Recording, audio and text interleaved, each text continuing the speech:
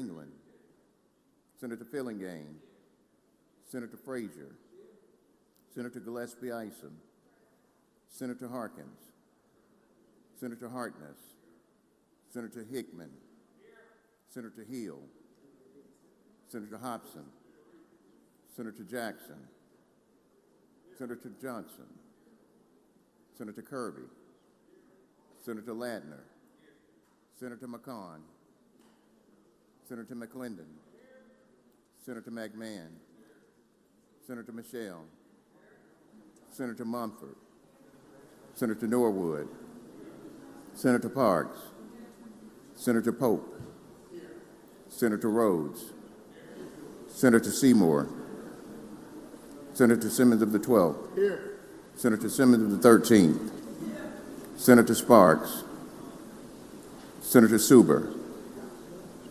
Senator Tate, Senator Taylor, Senator Thomas, Senator Thompson, Senator Turner Ford, Senator Whaley, Senator Wiggins, Senator Williams, Senator Younger.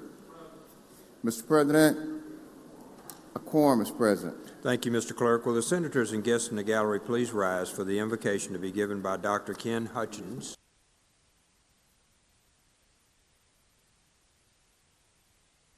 Church in Canton, Mississippi. Following the invocation, Senator Simmons will do the Pledge of Allegiance. Dr. Hutchins. Let us pray. Heavenly Father, we come before you this morning with humility and gratitude, so very thankful for the privilege and responsibility of leadership and public service. God, your word reminds us that righteousness exalts a nation. And God, we ask that you guide every heart and mind in this chamber. God, grant these leaders wisdom to make decisions that are just, that are fair, and beneficial to all of us. God, help them to listen with understanding, speak with respect, and to work together for the unity of common good. And God, when debates come difficult, remind them that their calling is to serve and not merely to be served. Lord, give them the courage to stand for what is right, patience to hear differing perspectives, and God, integrity to act with honor in all things. May their work today promote peace, promote justice, and opportunity for every citizen. God, we ask your blessing upon this body, upon this state, upon this nation, and upon the families and communities that they represent. May all that is done here this morning and today reflect wisdom, responsibility, and a sincere desire to build a better future. We thank you and we praise you. In Jesus' name we pray. Amen. Amen. The pledge. Pledge allegiance to the flag of the United States of America and to the republic for which it stands, one nation, under God, indivisible, with liberty and justice for all.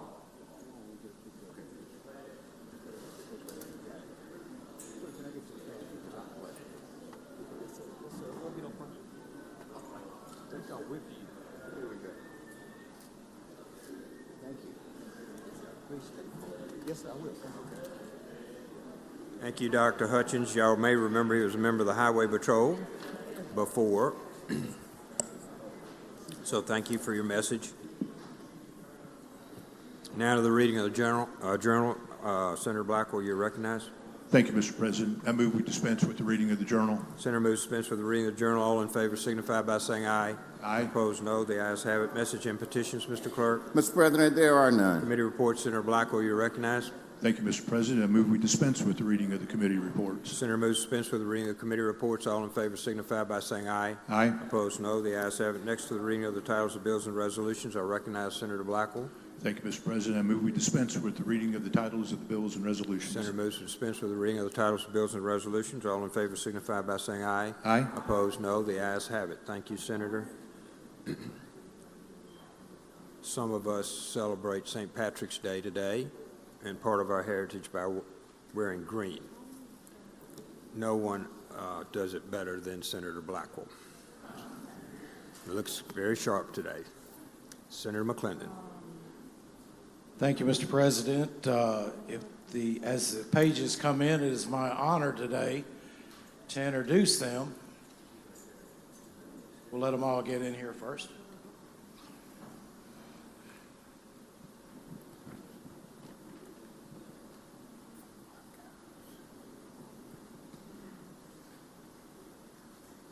As you can see, we have quite a few.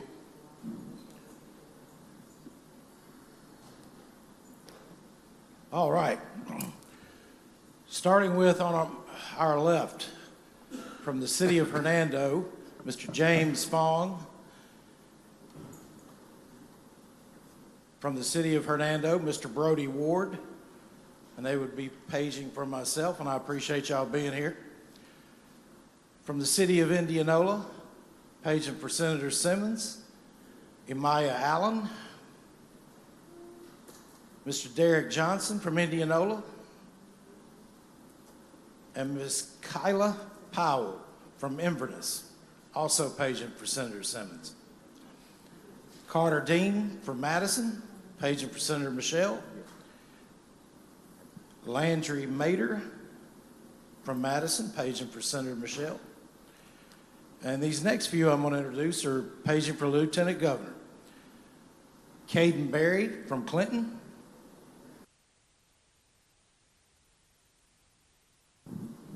Collins Grady from Clinton. Carrie Beth Honnell from Starkville. Amy Choi from Starkville. Rakaya Smith from Ridgeland. Jonah Nelson from Brandon. Leah Williams from Madison. Aubrey Reed from Columbus. Adriana Craddoth from Columbus. Kyler Howard from Columbus. Asia Farmer from Columbus. And last but not least, Miss Ari Hickman from Shukla, paging for her father, Senator Hickman. Shugala.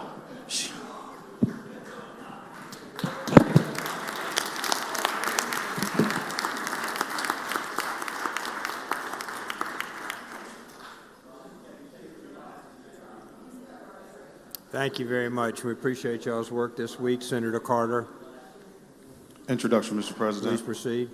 Ladies and gentlemen of the Senate and the South Gallery, we have about 30 Entergy employees from across the state who are members of NPAC here for their Capitol Day. If you would rise and have the Senate make you welcome.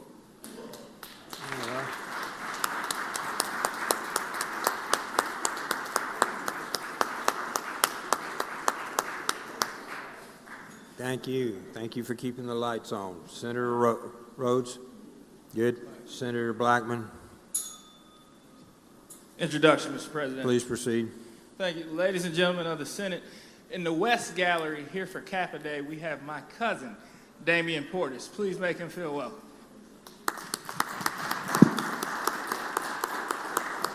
Senator Blunt?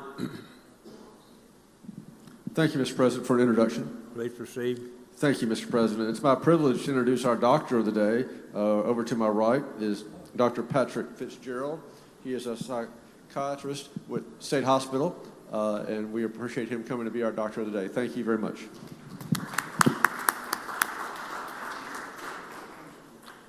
Senator Barrett? Introduction, Mr. President. Please proceed. Ladies and gentlemen of the Senate, with us today we have mothers and fathers and custodians and family members of the Brookhaven High School football team, as well as the Lloyd Star men's and women's golf team. If y'all will help these individuals feel welcome. Thank you.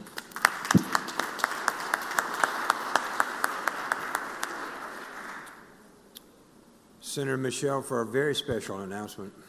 Thank you, Mr. President. As someone you know very well, it's my honor to welcome back to our chamber former Jacksonian. She now lives in Texas, and she's on the Senate floor, South Side, the daughter of our Lieutenant Governor, Miss Kristen Hoseman Twomey. Please welcome her to the Senate.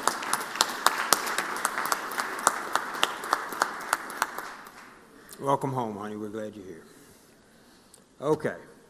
Let's go to floor presentation. Senator Barrett. Thank you, Mr. President. I request floor privileges, please, for the Lloyd Star men's and women's state golf teams. Seeing no objection, are granted. Sergeant at Arms, please show them to the Senate floor.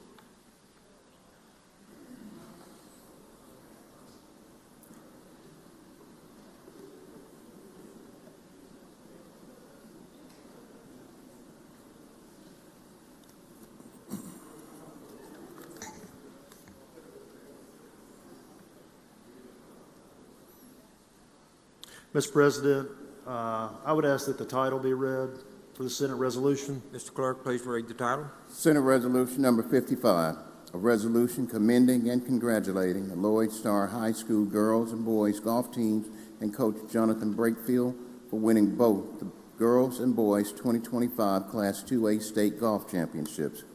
Now, therefore, be it resolved by the Senate of the State of Mississippi that we do hereby commend and congratulate the Lloyd Star High School girls and boys golf team and Coach Jonathan Brakefield for winning the 2025 Class 2A State Golf Championships and extend to the teams, coach, parents, and sponsors best wishes for future success. Be it further resolved that this resolution be presented to Coach Jonathan Brakefield and Lloyd Star Principal Seth Lofton for the team, forwarded to the Lincoln County Board of Education, and made available to the Capitol Press Corps.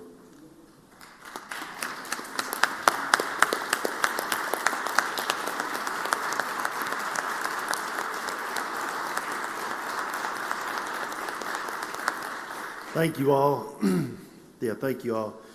Mr. Clerk, thank you for reading that. I was a little slow in asking for floor privileges because these young men and women have won so many state championships. This is the first time that we've honored them on the floor, but I know over the last 6 years they've won 4 state championships and I think 2 runners-up.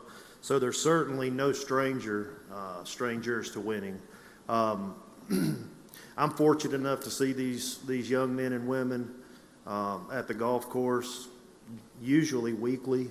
Not only are they winning on the golf course, some of them on the football field, on the baseball field, soccer fields, but they're also winning in life.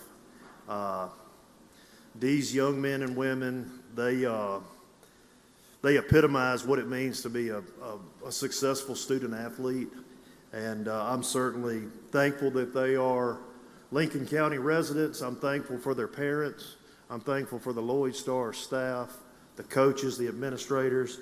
And Mr. President, at this time, I'd ask for permission for Coach Jonathan Brakefield to address the Mississippi Senate. Coach Brakefield, you're recognized to address the Senate.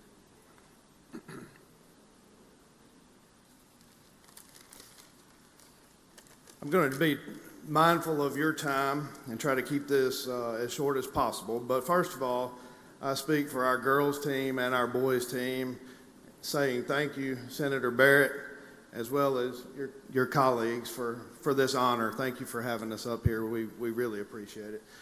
This recognition means a lot to us. It reflects hard work and perseverance.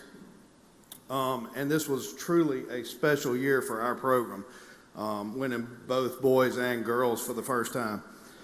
Great accomplishments come from a group of people who believe in the same goals, who support each other, and who keep pressing forward. I'm proud to be a part of teams that do exactly that. I would like to thank my paraprofessional, Shane Easterling, our parents, and our administration for their hard work and support. Most importantly, I want to thank these kids. Your commitment, your drive, your talent all made this possible. I'm so proud of each one of you, not just for winning championships, but for being tremendous people and always showing great class and character, just to echo what Senator Barrett said. I will end by sharing this. I've told our team this many times, but thoughts become things, pressure is earned. Embrace that anxiety. Thank you.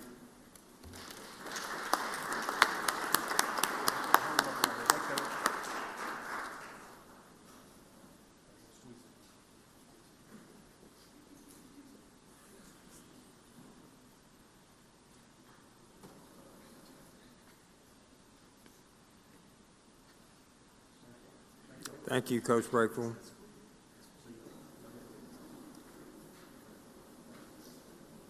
Congratulations, y'all. Thank you, Mr. President. All right, Senator Barrett, you're recognized. Yes, sir, Mr. President. I request 4 privileges for the Brookhaven High School state champion football team. Seeing no objections, granted. What is it?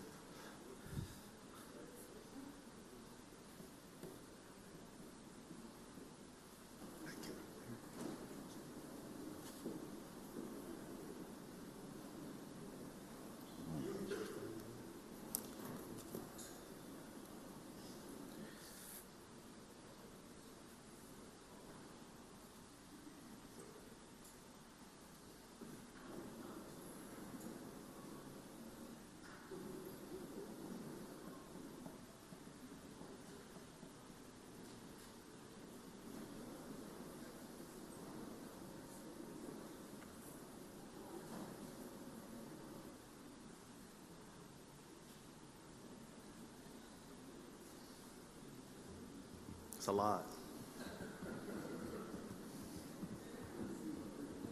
Mr. President, as the members of the football team are coming in, I would ask that the title of the resolution be read. Mr. Clerk, please read the title. Senate Resolution Number 12, a resolution commending and congratulating the 2025 Brookhaven High School Panthers football team and head coach Darian Dorsey for winning their first Class 5A state title since 2004.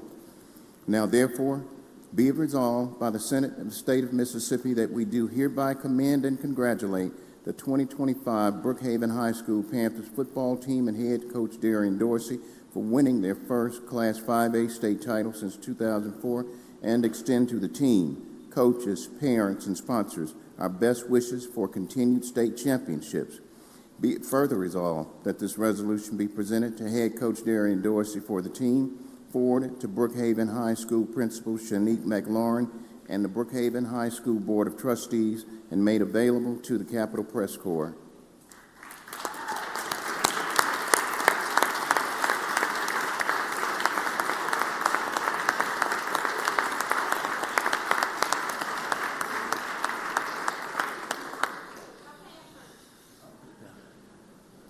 Thank you, members of the Senate.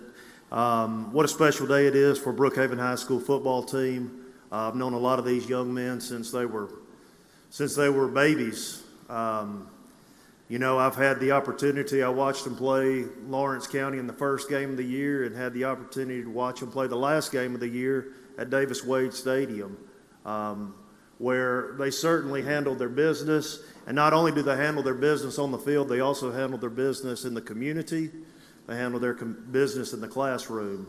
I think that's an honor not only to the parenting that their family has exhibited to them, but also in the coaching staff and the administration that we have here with us today. So, Mr. President, I would ask for permission for Senator Dorsey to address the Senate.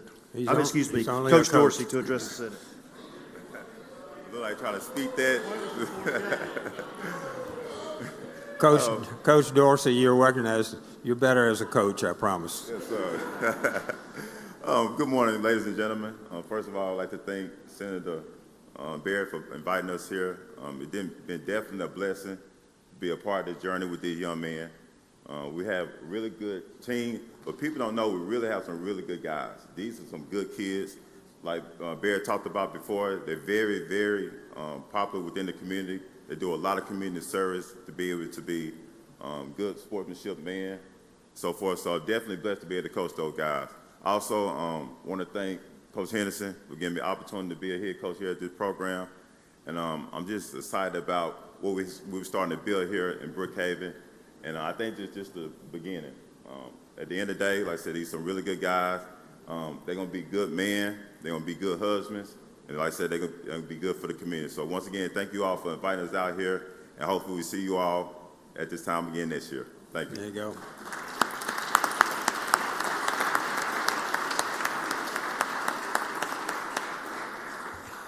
Mr. President, since there's such a large group, if I could ask you all, if y'all will walk out, and we're going to take a photograph on the stairs outside, okay? Thank you. Congratulations, gentlemen. Well done. Hey, we're going to take Very hard to get that.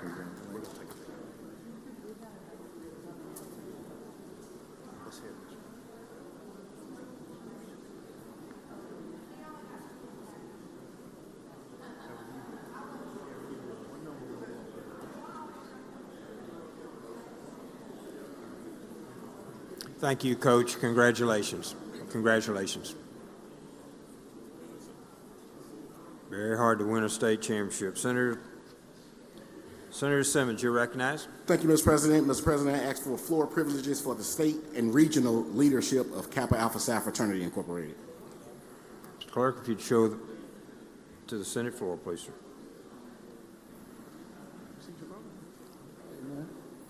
Thank you, anyway.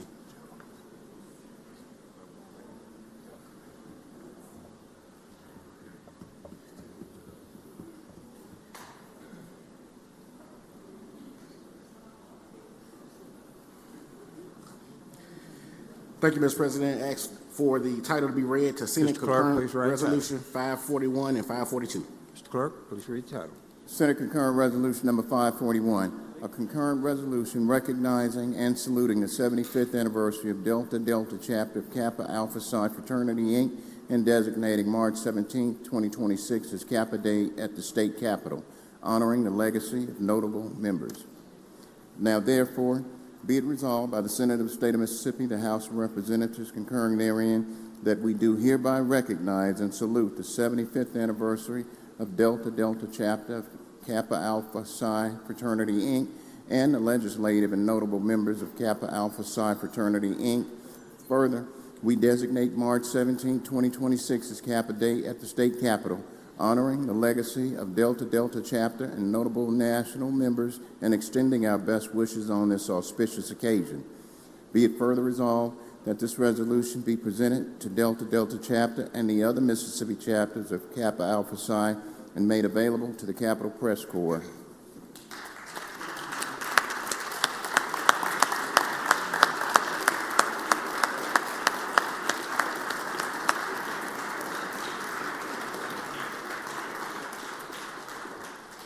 Mr. President and members of the Senate, 115 years ago, it was a crystallization of a dream on the campus of Indiana University in Bloomington, Indiana, on January the 5th, 1911, when Kappa Alpha Psi Fraternity Incorporated was actually formed and established. 75 years ago, on the campus of Jackson State University, the Delta Delta chapter was formed, which I'm a proud member of, as well as Representative Greg Elliott on the House side.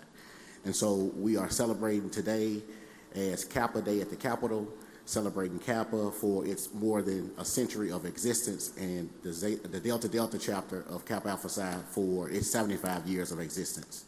And so, Mr. President, at this time I ask that we recognize our regional or provincial pro-mark, C. Jerome Brown, who also attended Jackson State University. Mr. Brown, you're recognized to address the Senate. Well, good morning. Good morning.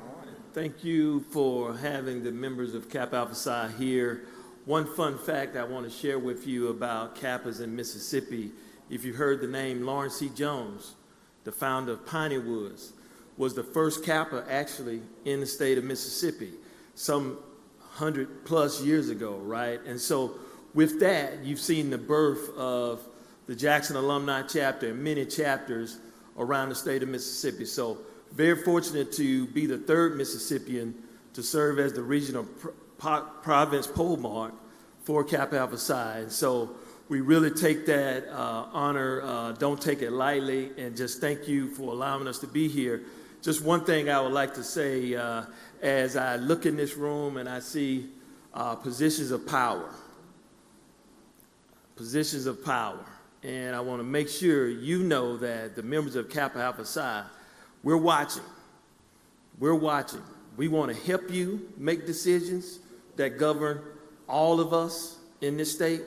We want to be an ally to you in choosing the right bills that will support those who not only look like us, but also support the common man. So that is important to Kappa. And so all these brothers stand here to support you if you allow us to do it. Thank you so much for having us. Thank you.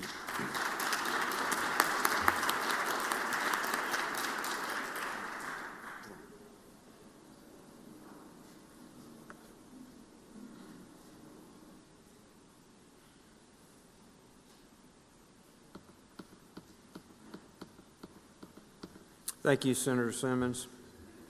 Thank you, and congratulations to you, Kappas. We move quickly to the calendar. Senator Hobson. It's deadline day today.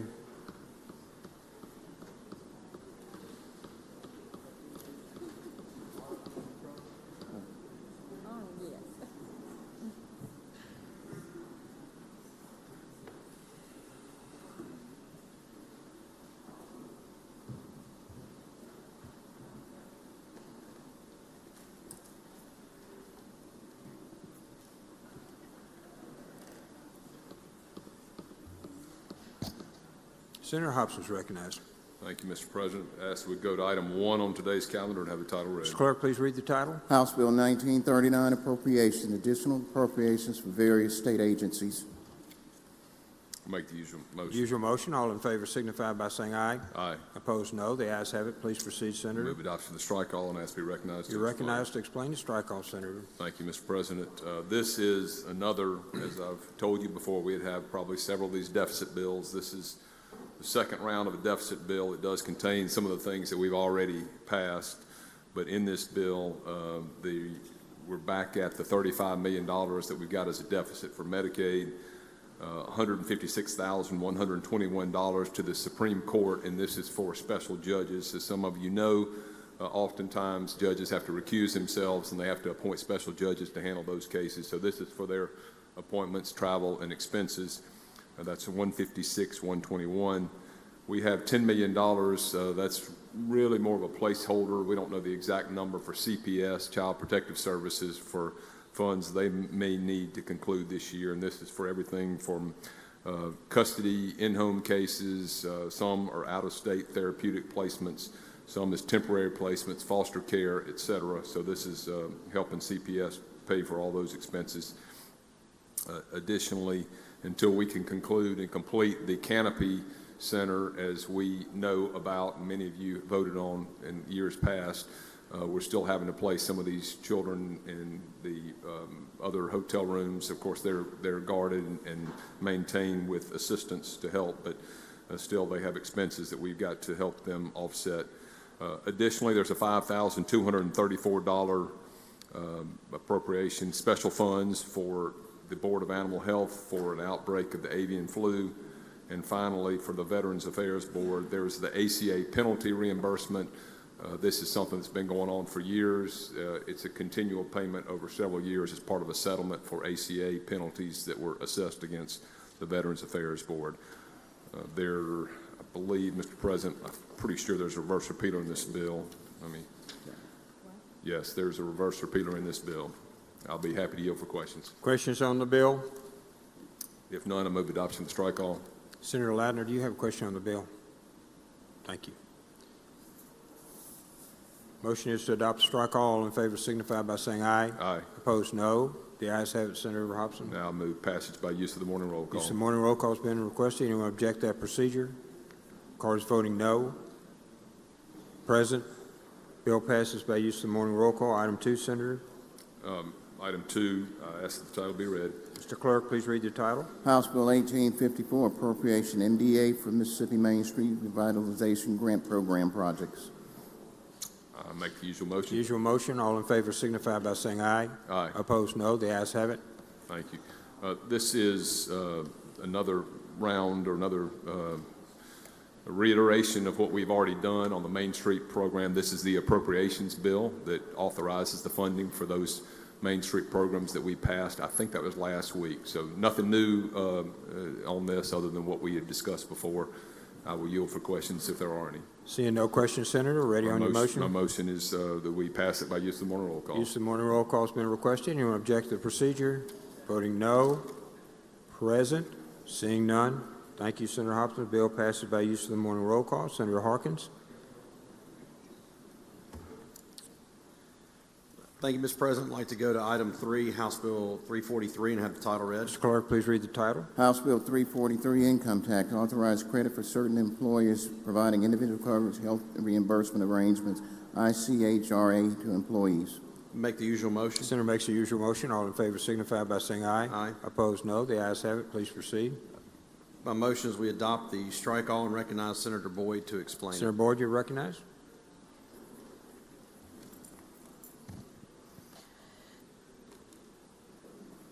This bill is the ICRA bill. It is the what ICRA stands for. If many of you remember, this is the same bill that we had before us that we passed out in the Senate earlier. It stands for the Individual Coverage Health Reimbursement Arrangement. What it does, it would create a Mississippi income tax credit for certain small employers that offer this type of arrangement instead of a traditional employer-sponsored health insurance plan. The credit is designed to encourage small employers to provide health benefits while maintaining existing benefit levels.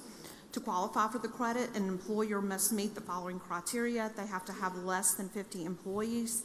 They must be subject to the Mississippi income tax. The credit would apply against the employer's state income tax credit liability and cannot exceed that liability. The employer must offer an individual health reimbursement arrangement in lieu of a traditional employer-provided health insurance plan, and that this means the employer is using ICRA as its health benefit structure rather than a group insurance policy. A covered employee is an employee from whom the employer contributes funds to an ICRA policy. This is especially designed to look at small businesses who do not offer any type of health insurance coverage and to help get them in the market of offering their employees some health insurance. And there's some specifications on that. How it generally operates is the first year tax credit. An employer may claim a credit up to $400 per covered employee for the first taxable year in which ICRA is offered, and for the second taxable year, the employer may offer a credit of up to $200 per employee. The credit amount is capped per employee. Even if the employer contributes more than $400 per employee annually, the maximum credit is still $400 in year one and $200 in year two. The total amount of credits approved statewide is limited to $1 million for this fiscal year, and the credits are approved in the order that they're filed. If the credit exceeds the employer's tax liability for a given year, unused amounts may be carried forward for up to 10 years. Employers claiming the credit must report to the Department of Revenue every 3 years after claiming the credit. And the practical policy and impact is it will offer small employers, encourage them to offer the benefits to these employees and with some assurity of what the cost will be. And then employers maintain existing spending benefit while transitioning to these ICRA models. That's a brief explanation of the bill, Mr. President. I'll be happy to answer particular questions. Senator Hobson, for what purpose, sir? Question, Mr. Are you President. here for a question, Senator? Yes. Senator Hobson is recognized. Thank you, Mr. President, and thank you, Senator Boyd. You may have said this, and I just didn't hear you. What is the financial impact of this tax credit? We have limited it to $1 million for this year in the strike-all version of this. Okay, thank you. Senator Whaley, for what purpose? Introduction at the appropriate time, please. One moment, please. Other questions? Seeing none, Senator, we're on the strike-all. Okay. I would move to adopt the strike-all. All in favor signify by saying aye. Opposed, no. The ayes have it. Now we're on the bill. I would move to adopt by use of the morning roll call. Use of the morning roll call has been requested. Anyone object? Mr. Recorder is voting no. Yeah. Hill, no. Hartness, no. Chisholm, no. Present. Brumfield, present. Turner Ford, no.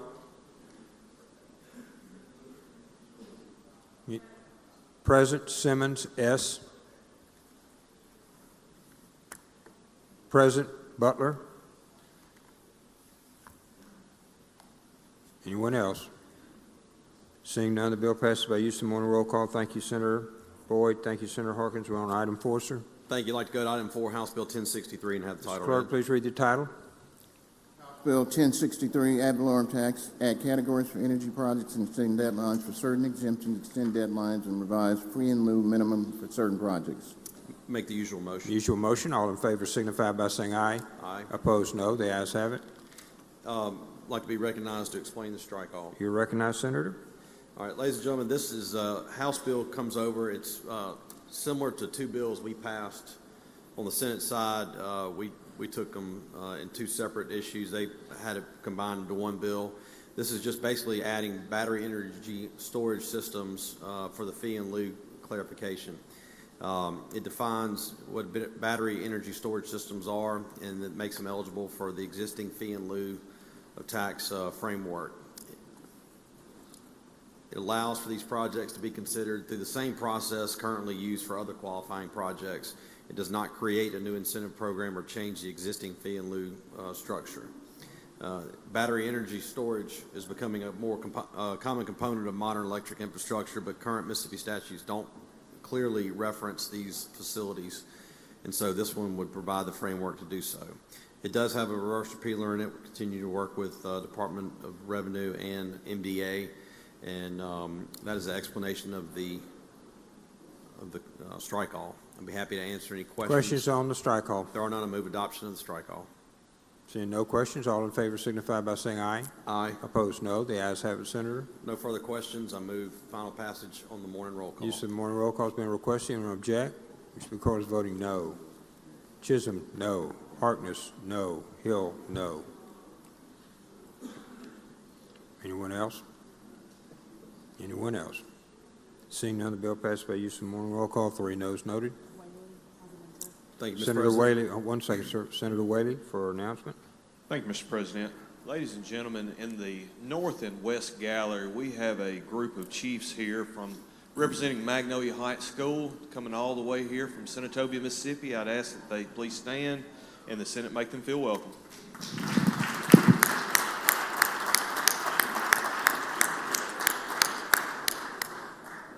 Welcome. We're glad you're here. Now, Senator, back on number 5. Thank you, Mr. President. I'd like to go to item 5, House Bill 1793, and have the title read. Mr. Clerk, please read the title. 1793, sales tax, exempt retail sales of firearm safes during annual Mississippi Second Amendment weekend holiday. Make the usual motion. Senator makes the usual motion. All in favor signify by saying aye. Opposed, no. The ayes have it. Please proceed, Senator. Thank you. Be recognized to explain the amendment. You recognize, Senator?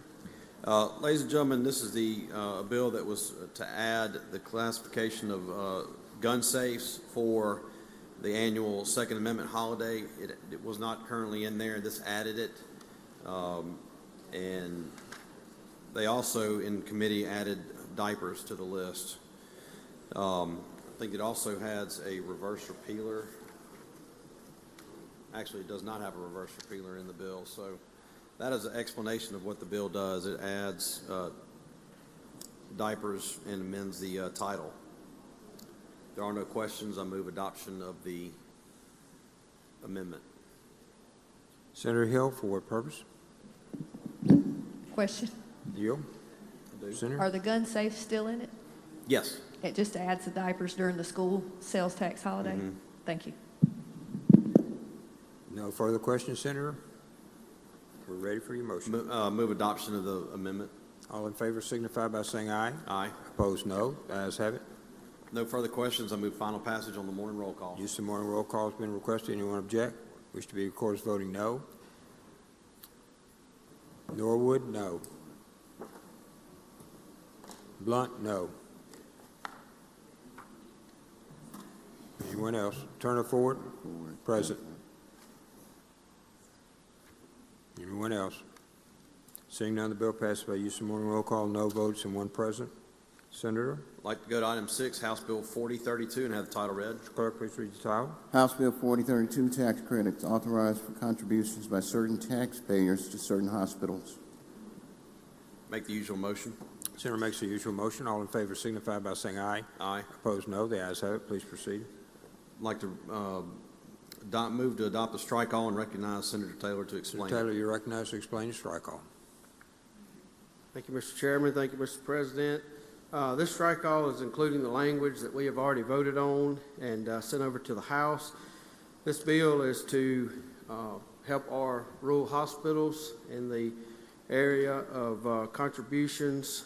Many of our rural hospitals, or all of our rural hospitals, do not have a foundation in which the public can donate to build and to help maintain the hospital in which our districts, especially in the rural areas, really depend on them.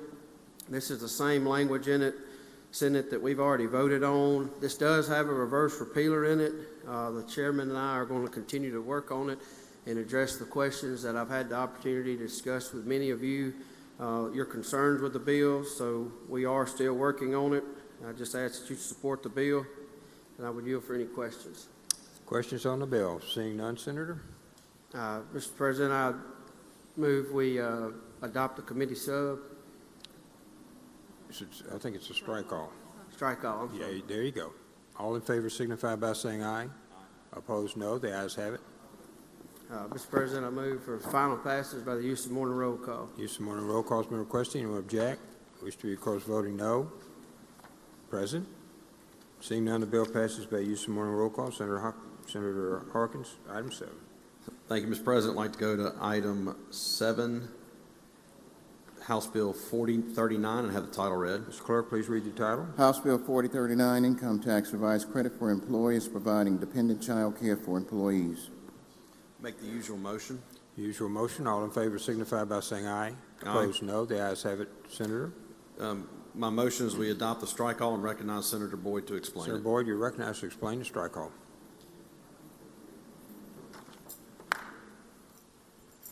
This is the language that you've seen before as we sent this bill over to the House already. This is a bill that came to us in reviewing what we did a number of years ago. What we passed in the Senate and the House was a bill that gave tax credits to employers to help their employees with child care. It is something that came to us from the Women, Children, and Families Committee. We did a review of these bills this fall, and we found that employers were not taking advantage of it. The Business Alliance worked on this project with us, and this is the proposed bill that will help, we hope, then encourage employers to get involved in their employees' child care. It modifies the existing employer child care tax credit to make it more usable and accessible. It maintains a 50% tax credit for employers. It lowers the barrier to participation for stipend-based child care support. Employers would receive a 50% income tax credit for providing on-site child care, contracting with the child care provider, or paying stipends to employees for child care. They have to be child care entities that are on the registration with the Department of Health so that we know they're licensed child care providers. This law requires a minimum of $2,000 per child for you to be able to participate in the tax credit, and it's capped at $3,000 per child. The employers can claim the credit for contracted care, again, employee-operated child care, employee stipends, or those matters. Again, those are the guardrails that we placed on this.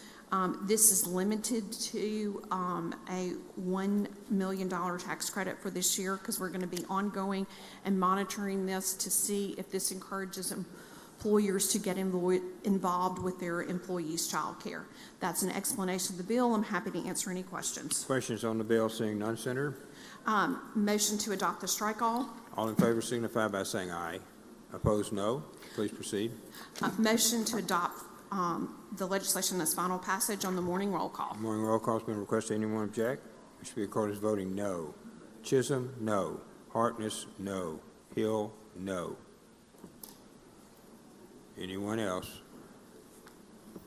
Anyone else? Bill passes by use of the morning roll call. Senator?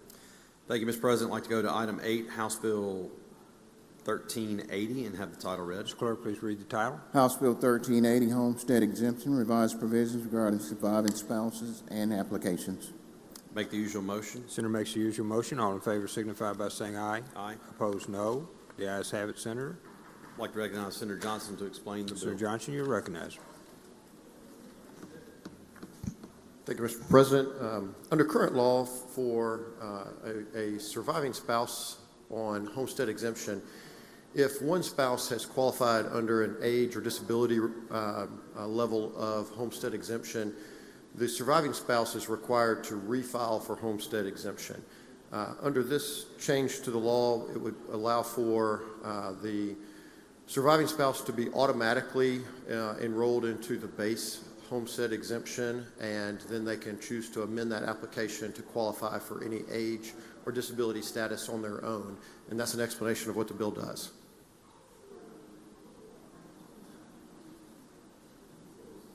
Questions on the bill? Seeing none, Senator? Move adoption using the morning roll call. Use of the morning roll call has been requested. Anyone object?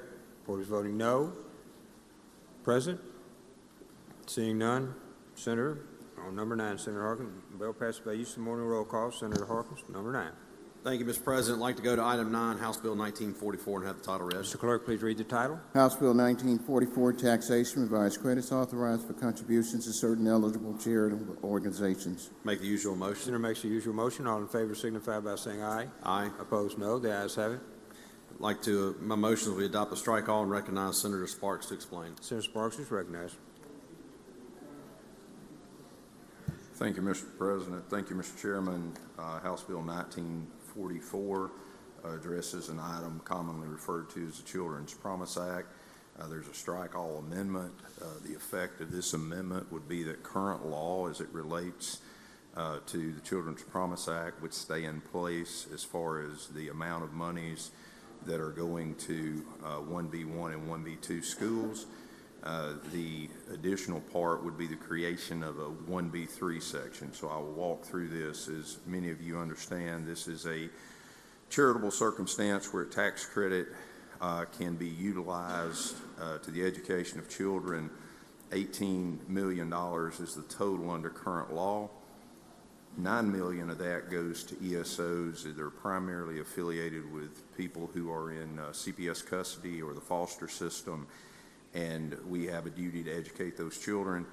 And so that money has been set aside for the foster care placement program through the Department of Child Protective Services, particularly those who have chronic illness, physical, intellectual development, or emotional disabilities. The second batch, the 1B2, or ESCOs, they are schools that have been certified through the Department of Revenue that they can take this charitable tax credit circumstance, and they also are supposed to be geared toward children who have IEPs, some of these issues that they face, or they are economically in a category that they qualify for free or reduced lunch, things of that magnitude. So that's the program as it currently exists.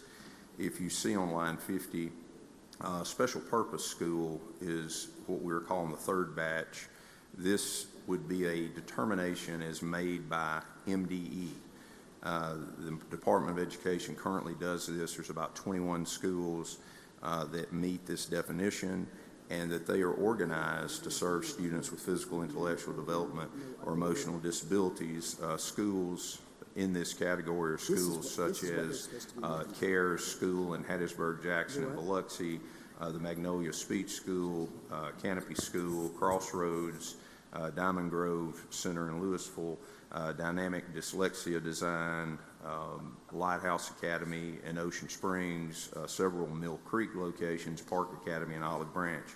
So these organizations, educational institutions, have already been designated as a special purpose school, and they are created for the purpose of serving these folks with educational challenges.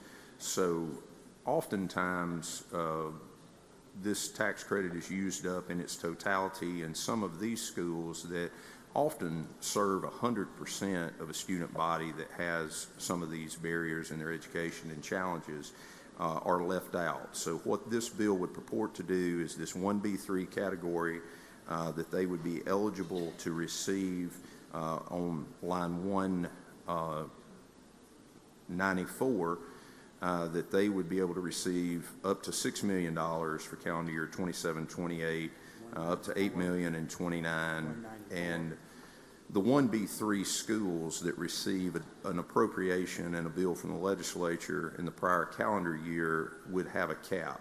The cap per school would be $400,000. The cap per system, in other words, if you have multiple locations, would be $1 million, and if you receive an appropriation the prior year from the state, your cap would be $150,000. That is an explanation of the bill. The bill does have a reverse repealer in it. The strike all does have a reverse repealer in it. Mr. President, I would yield to any questions. Questions on the bill. Senator England, for what purpose, sir? Thank you, Mr. President. I'd like to speak in favor of the strike all at the proper time. Please. Be 1 moment. Senator Michelle, for what purpose, sir? Question, please. Will you yield for a question, Senator Sparks? I yield. Senator Michelle is recognized. Thank you. Senator Sparks, you mentioned a school that's very prominent in my district, the Magnolia Speech School. They take students from 13 different counties, and that's going to have a separate bucket, I understand now. The total will remain at $18 million. And with it, could you break down the funds, please, and the different buckets of money? Sure. The existing law currently has ESOs and ESCOs. The ESOs are like the Canopy School. They are organizations that serve child protective service, foster children, things of that magnitude. $9 million goes in that direction of the 18. The second half of that 18, $9 million, is available to the ESCOs, which are schools that would go through the Department of Revenue to be certified to have a qualifying student, therefore that they could receive the tax credits. That's the existing law, and we are not changing that. The additional 1B3 schools, which are the special purpose school, which, as you mentioned, Magnolia Speech School, is one of the prominent ones. And I think you said yesterday, you know, although they're in your home county, they serve students from 13 or more counties. So once again, these are students that would be educated in the public school system. They have serious educational challenges due to circumstances in their life, likely have an IEP.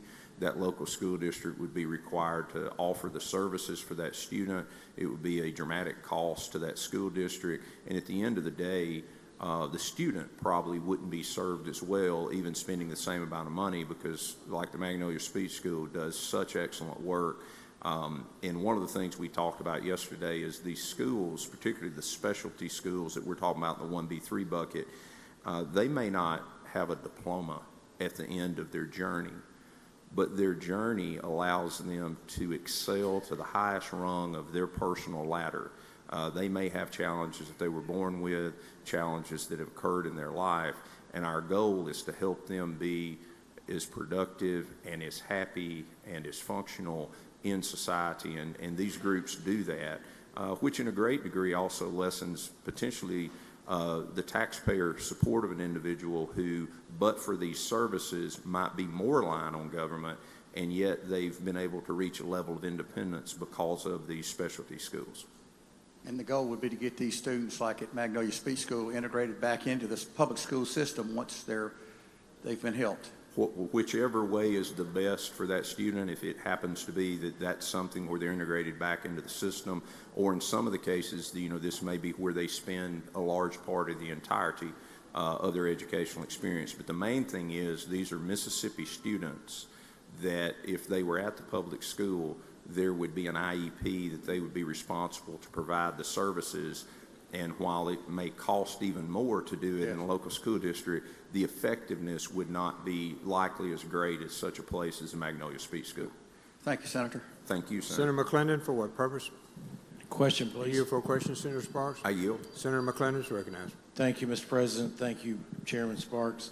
How will the application process go through with this new tier? Sure. 1B3 schools, there's technically, the first thing you have to do is be on MDE's list of special purpose schools. Like, that's actually a designation that currently exists through MDE. That way nobody is jumping into this pot that doesn't provide the services. So MDE is the gatekeeper of who is a special purpose school.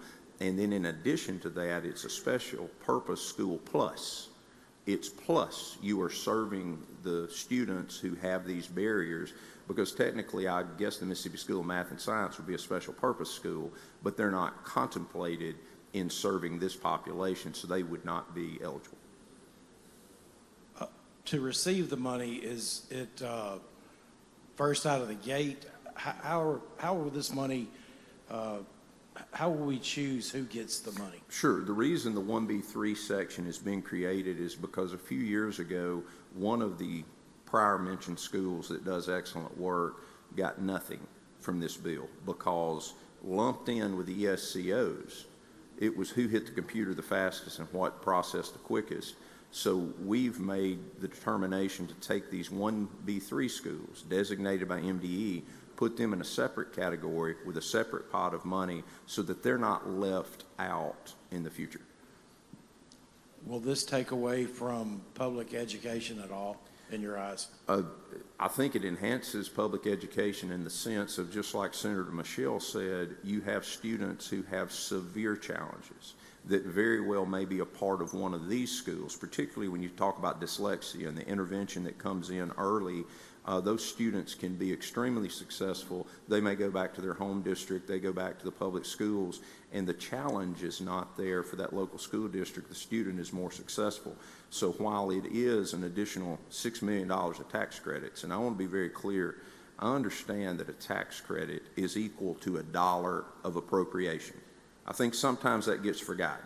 If you take $1 out of the general fund, that's one less dollar you have to appropriate. So your point is well taken that this has the same impact on the budget. It is a $6 million increase, but it is specifically for the schools that are giving the services that allow children to reach the highest potential they have, as well as maybe even returning to the public school. Thank you for clarifying all that. Thank you for taking my questions, and it's something that's much needed. Thank you, Senator. Thank you, Senator McClendon. Senator Simmons, D. For what purpose, sir? Introduction to appropriate time. Please, 1 second. We'll get done here. Senator Hickman. Question, Mr. President. You for a question, Senator? I yield. Please proceed. In the strike all that we have here, does this extend or expand the tax credit at all, and if so, by how much? As I was saying to Senator McClendon, for the 1B1 and 1B2 schools, the answer is no. It's existing law. It doesn't change the terms and conditions in any fashion. The 1B3 schools, as designated by MDE, would have a separate pot of money, which is $6 million. So they would be able to go through that process on the tax credit side. Was there any thought to just, I mean, since we already have this, just adding them? Are these tax credits fully taken advantage of each year or what have you? They are tremendously taken advantage of by the 1B2 schools, and the problem is the 1B3 category of schools were lumped in with the 1B2 schools. So the 1B3 schools, which are doing the services that we're talking about, sometimes get left out because they run out of, the tax credits run out. So that's the intended purpose of moving them specifically into their own category of 1B3. And I certainly appreciate that. I think that the strike all makes what we're doing slightly better than what it was. And of course, I don't know, I wasn't in these conversations whether it was contemplated with taking some money out of the first pot and making that $6 million instead of just adding it. Like, did we think about that? Like just taking money from the first pot of money that we already have and said we're going to specifically designate this for this set of schools? I think that certainly that's contemplated, and there is a reverse repealer, so I think there'll be more contemplation on this bill. And, you know, I could offer you my personal feelings, but the big issue is that when we're leaving out the 1B3 schools, that is the tragedy that we're trying to remedy. Certainly, we could have done it another way, but to answer your question, that money for the 1B2 schools is, as I understand, always gone quickly, and sometimes the 1B3 schools have been left out. And again, I appreciate the work that you guys have done to make this a little bit better. My final question is, what's the overall effect? And you seem to be more of a numbers guy than I. What's the overall effect, if any, that this has on our general fund? I think if it's fully utilized, it reduces the amount of money we have to appropriate by $6 million. Thank you. Thank you. Thank you, Senator. Senator Dupree, for what purpose? Question, Mr. President. You yield for question, Senator Sparks? I yield. Senator Dupree, you recognize. Senator, I want to make sure I've got this right, as I try to write down what you said. So this is basically this other category is for special needs. Is that correct? Yes. Okay, so that's special needs, and then there's a $6 million, another category that's a tax credit. That's correct. Okay, so what you all passed in recent years basically said the formula said that when the state revenue declines, then we look to the prior year for funding for public schools. I mean, if that's part of the But I wasn't legislation, here. that's not part of this bill, I don't believe, is it? Well, it's not, but it's, Okay. I think it's germane because you're adding $6 million more. Therefore, if the revenue falls because of the tax credits, as you said, it's dollar for dollar. So then the revenue is $1 for dollar short for what it was. And if it falls below the revenue, then schools' funding is then relegated to the lower prior year base student funding formula. No, I think I understand what your point is. See, if I said it right. I think you said it correctly. It's not part of this bill, but I'll be glad to try to answer the question. Any reduction to the general fund, gives us less money to appropriate. Correct. But I would also say in the amount of time that I've been in the legislature, the amount of funding to K-12 education has increased dramatically. So, it's almost one of those things where I agree with what you're reading. I understand what you're reading. This program is not going to make the difference, I don't think, on what you're talking about. The problem is that's what everybody thinks. And in the aggregate, when we add all these new programs we're passing, when we add all of these new salaries we're promising, in the aggregate, at some point, we have $7.4 billion in anticipated revenue, and we have $7.1 billion in appropriated expenses. That's a $300 million play. And Medicaid says they need $300. So your point is well taken in that we seem to be in the news every day in competing bills that we're one-upping one another, and the budget's already busted. We're so far past $7.4 billion that we can't even see it anymore. And then yesterday, there's a press release that claims that we made $1 billion in interest in 2025, which is hogwash. That is 5 years worth of interest. And by the way, some of the monies that are managed, that's not general fund dollars. If we make interest on some issue that's not general fund. So your point is not only well taken, it ought to be said repeatedly. Yeah, and that's why Senator, and I'm blessing, Senator Hickman basically said that we consider actually taking the budget that was there and breaking out that category so we don't, this whole, what we've talked this entire morning has been about tax credits. Yes, sir. Dollar for dollar, which means you have less revenue, which means the schools will suffer in the end if the revenue is less than it was. And that's my only concern. I'm sorry, I interrupted. That we just make sure that we don't get to the point to where revenue comes to a point to where we have to reduce school funding, and especially if we're taking some of those special needs funding and sending it to private schools. That's all my concern. I just wanted you to answer. Thank you, sir. Yes, sir, and I appreciate it. And at the end of the day, we got to pass a budget before we get out of here. And unlike the federal government, we don't get to print money, so we're going to have to balance it one way or the other, no matter how much pain it is. Thank you, Senator Dupree. Senator Blunt. Senator Blunt. Pass and retain, or just pass? Senator England, you're recognized to speak on the bill. Thank you, Mr. President. Thank you, Senator Sparks, for your hard work on this issue. Ladies and gentlemen, these new schools that Senator Sparks has added, these 1B3 schools, I just want to talk about the importance of what we're doing here with them.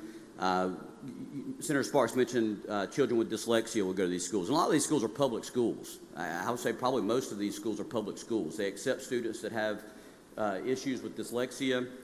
And what I have learned in my journey with that, and my daughter asked me to tell everyone, she was diagnosed with dyslexia a few years ago. I know many of you may have that diagnosis and work through your own struggles with that. And so these are typically, a lot of times, high IQ individuals. They just have to be remediated to learn a different way to read, and these schools are doing an excellent job at that. I've heard stories from my district where students will go to a school on the coast and learn to read in their special way, and they go on to finish top of their class in public high schools in our areas. So these are providing a very valuable service to people. I know I've mentioned it from this well before, but it's important to me because I know that there are studies in other states, and we have a bill to study this here in this state that I hope goes through at the end of the day to study the prison population to find out how many people in our prisons have dyslexia and their IQ scores.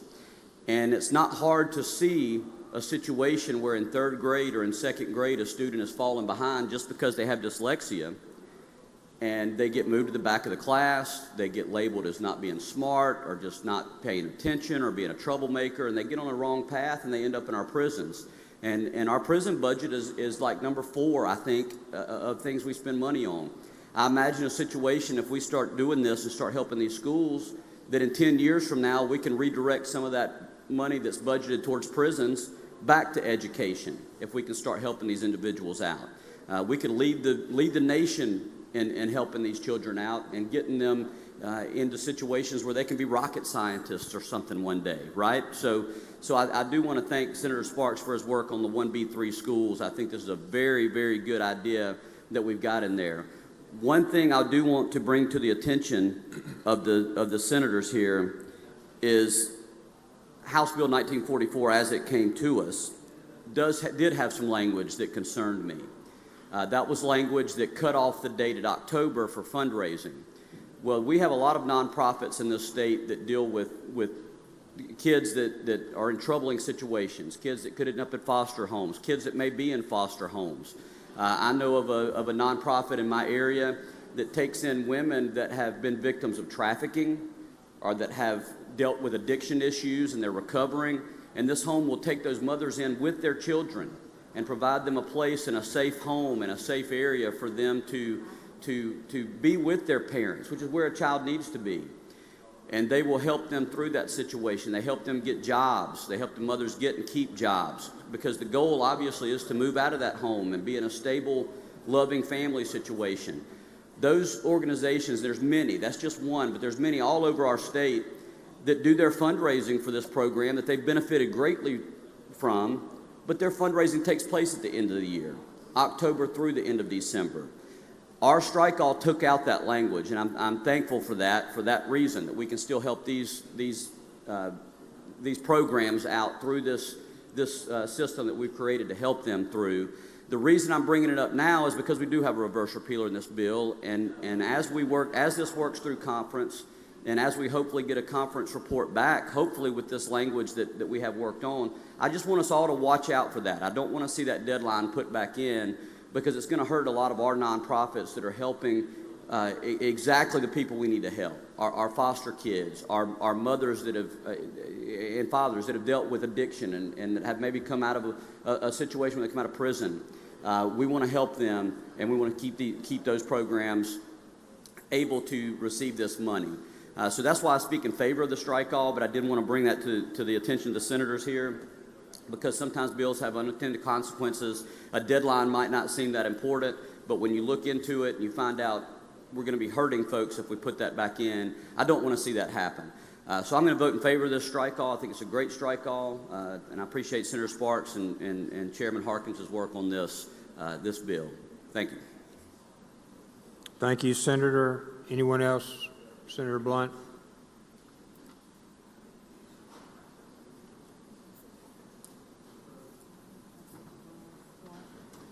One moment, please. Mr. President, I have an amendment, and I think I would. Oh, I'm sorry. I have an amendment, and I believe the amendment would need to be offered before the strike-all is adopted. Please proceed up to argue your amendment, sir.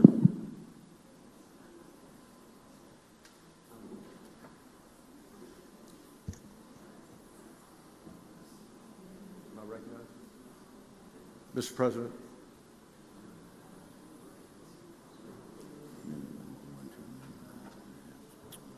Let's see, Senator, is it up? You're good to go, Senator. Thank you. Although it's hard to tell from reading what's on your screen, the amendment is very simple. As Senator Sparks explained to you, we currently have 2 buckets at a tax credit hit of $18 million. Those buckets, the first bucket, half of the 18 goes to nonprofits who are doing good work in our state. The current bucket includes the private schools in our state, as well as the special purpose schools that Senator Sparks described The strike-all amendment creates a third bucket at an additional cost of $6 million in tax credits specifically reserved for special purpose schools. What the amendment would do is delete the second bucket. What the amendment would do is keep the first bucket of $9 million for nonprofits who do good work in our state the same. It would delete the second bucket, which is private schools which have not been certified as special purpose schools, and then it would insert special purpose schools for not the $6 million that is in the strike-all, but half of the $18 existing $1 million in tax credits to dedicate that to special purpose schools. So again, the first bucket is unchanged by the amendment, nonprofits that deal with foster care and things like that. The second existing bucket, private schools, is deleted. That bucket is now going to be exclusively for special purpose schools designated by the Department of Education, which will result in them getting more money under this amendment than they do under the strike-all amendment. I'm happy to answer any questions. Questions on the amendment? Okay. If there are no questions, briefly to close, Mr. President. You recognize that I'm sorry. You have to wait. Senator Sparks. That's correct. That's correct. Thank you, Mr. President. Thank you, Senator Blunt. The amendment, as I understand it, would just eliminate the 1B2 schools. As far as whether the amendment lines, et cetera, would do that in this bill, I'm not 100% certain, because ESCOs currently have to go through a process to qualify to become an ESCO, and I'm not sure if that's all in statute or all in reg. The bill does have a reverse repealer in it. I certainly welcome further discussion, and I'll go ahead and tell you, this is from April of 24. This is not the first time I've looked at this bill. This is a conference report from 24, which I got to serve on. I tried to do this 2 years ago to take care of the 1B3 schools. Fortunately, we're there now, but here's how you go apply to be an ESO or an ESCO. Here's the list of people that are ESOs and ESCOs. All this is available for public consumption, because every bit of this is out there, and you can go and look at the institutions that deal with this. And again, the dollars to be spent are to be spent on the purposes of dealing with people who primarily have educational challenges, particularly an IEP, which is a program that is required under federal law to give the services to the student no matter which school you are in. So when individual students who have an IEP are being served and are being allowed to reach their full potential, that is what the Promise Act is supposed to do. Now, I will be very clear that in 20, in 21, and 22, there were changes. I've got all the bills. If you want to know every bill that's ever addressed the Children's Promise Act since 2019, I've got them up here. I'll be glad to look at it with you. But what this legislature has done is tighten up, because some of the issues of where the money was spent. No, we're not supposed to be buying football bleachers with this money. There is sworn statements that are to be given by these educational institutions that the money did go toward the purposes that the money was given for. So yes, as originally passed, it was a little loose. It may still be a little loose, but there's a cap on the amount of money. There was an accreditation piece that was brought in 2022, and the statement that the funds generated used for educational resources, staff, and the expenditures. So that was the purpose of that, because again, it may be hiring staff to work with someone who is in that situation of having an educational challenge. It may be materials, it may be equipment. So while I don't think football bleachers are helping us reach this goal, I do think this legislature has attached the language to keep that from happening. So I would oppose the amendment. There is a reverse repealer. I understand Senator Blunt's concerns, and I've shared those for more than today. I've shared those for several years. So I believe this is a step in the right direction. There is a reverse repealer in the bill, and I'd ask you to vote no on the amendment. Senator Wiggins, for what purpose? question, but it's on the bill. Okay, we're on the amendment. Senator Simmons, question on the bill? On the amendment. Okay. Senator Dupree, question on the bill? On the amendment, I'm sorry. This is on the amendment. Not on the amendment, I'm sorry, on the bill. Okay, thank you. Okay, we're on the amendment to close. Senator? I appreciate the work of Senator Harkins and Senator Sparks in tightening up the Children's Promise Act from the way it was originally passed. It was very much needed. But I want to talk to you about just briefly what this amendment does as opposed to what the strike-all does before you consider this amendment. The strike-all amendment increases the tax credit, $6 million, and you heard Senator Sparks talk about that, which comes out of state budget. And by setting up a separate bucket for these special purpose schools, the effect of that is you are giving more tax credits to private schools because they got their own bucket with $8 million in it. Excuse me, $9 million in it. What the amendment would do is it would protect and completely hold harmless the nonprofit groups in your community that you care about. It keeps them the same. It removes private schools that do not serve a special purpose certified by the Department of Education. And the effect of that is the special purpose schools are going to get more money under this amendment, and the hit on the state budget is going to be less. It's going to be capped at the existing amount. That's what it does. Special purpose schools are needed. We want to support them more. This amendment supports them more. The nonprofits in your community are helping people in your community. They're going to get the same amount of money that they're getting under the strike-all amendment. That's what the amendment does, and I move adoption of the amendment, and I request a roll call vote, please. Need 6 to stand. Mr. Clerk, please call the roll. Barnett, Barrett, Berry, Blackman, Blackwell, Blunt, Boyd, Brumfield, Bryan, Butler, Carter, Chazanall, Chisholm, DeBar, Delano, Dupree, England, Fillingham, Frazier, Gillespie Ison, Harkins, Hartness, Hickman, Hill, Hobson, Jackson, Johnson, Kirby, Ladner, McCon, McLendon, McMahon, Michelle, Mumford, Norwood, Parks, Pope, Rhodes, Seymour, Simmons of the 12th, Simmons of the 13th, Sparks, Suber, Tate, Taylor,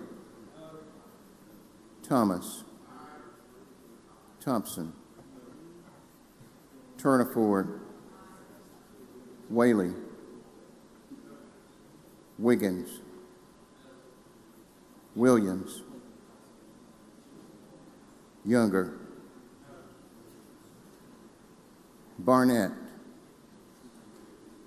Barrett, Berry, Blackwell, Boyd,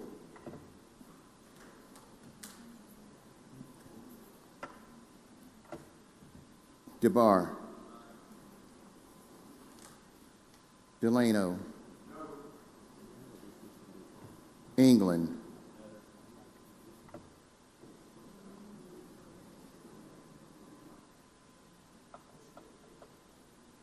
McLendon, McMahon. Michelle. Parks.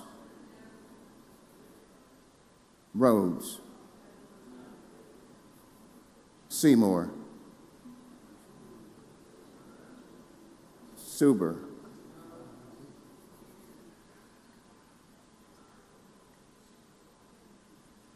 Williams.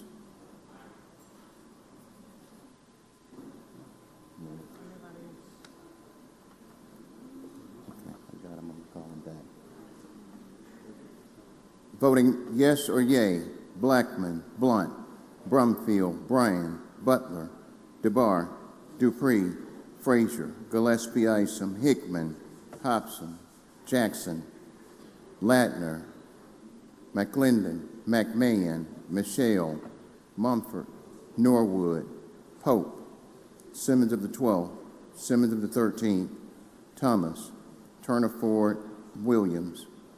Voting no or nay: Barrett, Berry, Blackwell, Boyd, Carter, Chazanall, Chisholm, Delano, England, Fillingane, Harkins, Harkness, Hill, Johnson, Kirby, McCon, Parks, Rhodes, Sparks, Suber, Tate, Taylor, Thompson, Whaley, Wiggins, and Younger.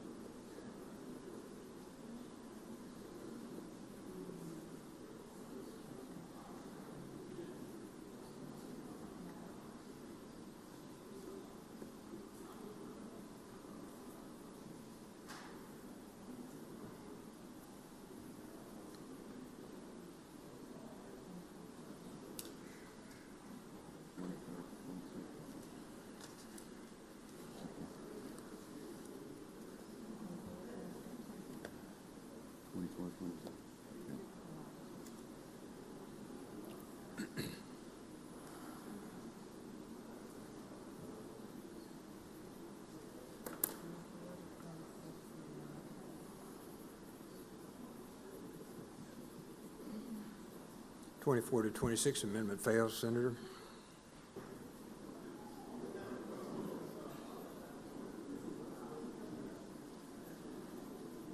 Let's go. Senator, we're on the bill. Let's go, Senator. Thank you, Mr. President. If there are no further questions, move for passage on the morning roll call. Got to adopt the strike call first. Excuse me, I'd like to adopt the strike call, Mr. President. One moment, please. Senator Bryan, for what purpose? I'd like to speak on final passage. Please, please come to the front to speak on final passage. It's on the strike call. We're going to adopt the strike call, then go to final passage, in which Senator Bryan will be discussing it. So we're back to the strike call. All in favor signify by saying aye. Aye. Opposed, no. Okay, we're on the bill. Senator Bryan, you're recognized to address the Senate on the bill.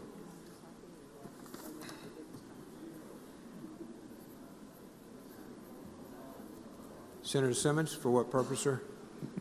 Introduction, Mr. President. Please go ahead and then we'll finish. Yep, thank you, Mr. President. In the West Gallery, the O'Bannon High School Choir is here with their teacher, Dr. Oliver Johnson. Ask the Senate to make them feel welcome. They got to leave, Mr. President. Thank you.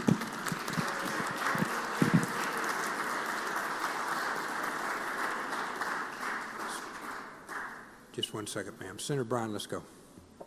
Mr. President, in my opinion, the text of the amendment we just passed is largely irrelevant.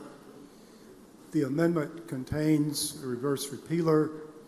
The proponent of the amendment opposed removing the reverse repealer.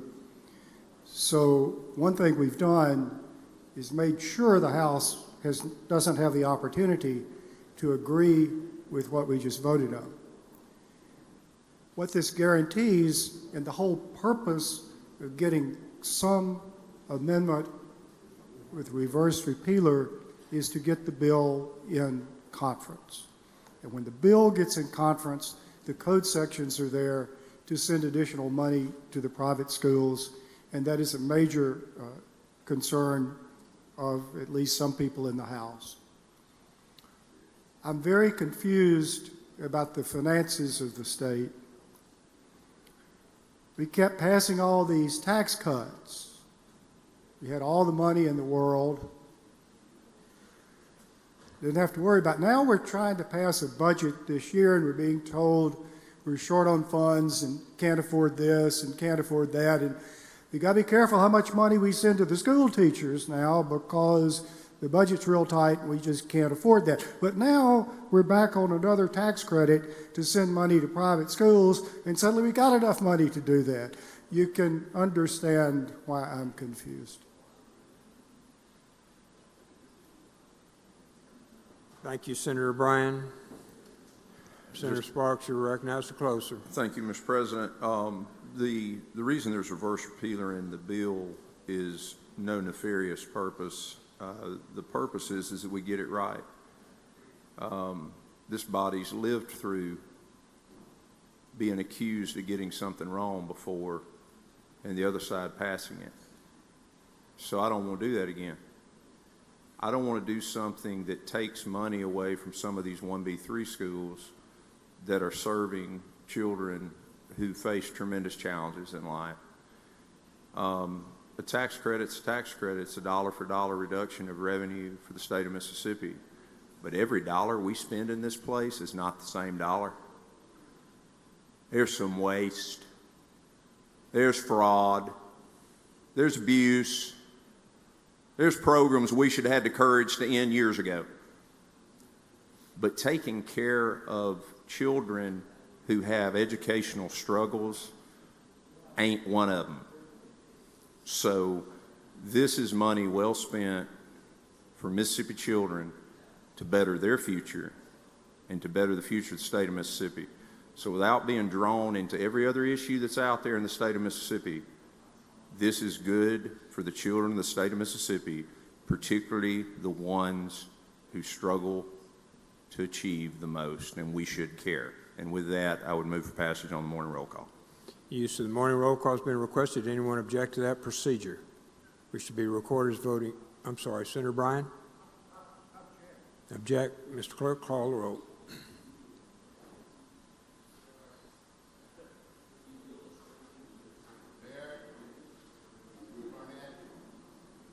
Barrett. Berry. Blackman. Blackwell. Blunt.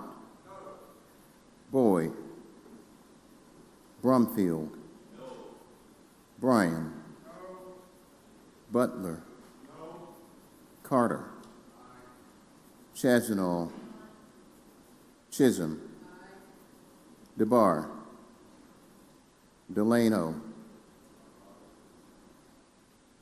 Dupree. England. Fillingane. Frazier. Gillespie Eisen. Harkins. Hartness. Hickman. Hill. Hobson. Jackson. Johnson. Kirby. Ladner. McCon. McClendon. McMahon. Michelle. Mumford. Norwood. Parks. Pope. Rhodes. Seymour. Simmons of the 12th. Simmons of the 13th. Sparks. Suber. Tate. Taylor. Thomas. Thompson. Turner Ford. Whaley. Wiggins. Williams. Younger. Barnett. Barrett. Berry.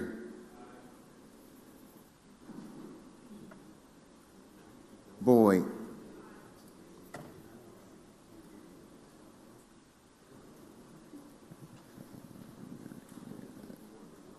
DeBar. Delano.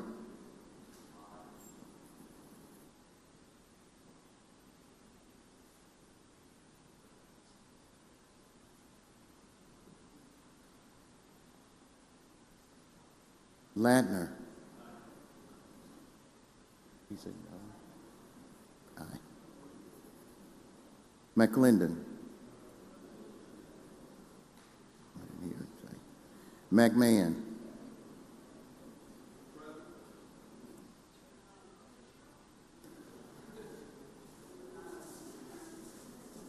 Rhodes. Seymour.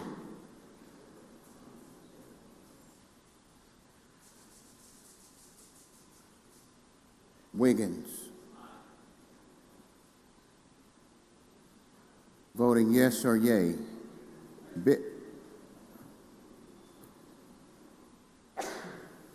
Senator Blackman, for what purpose? Senator, for what purpose?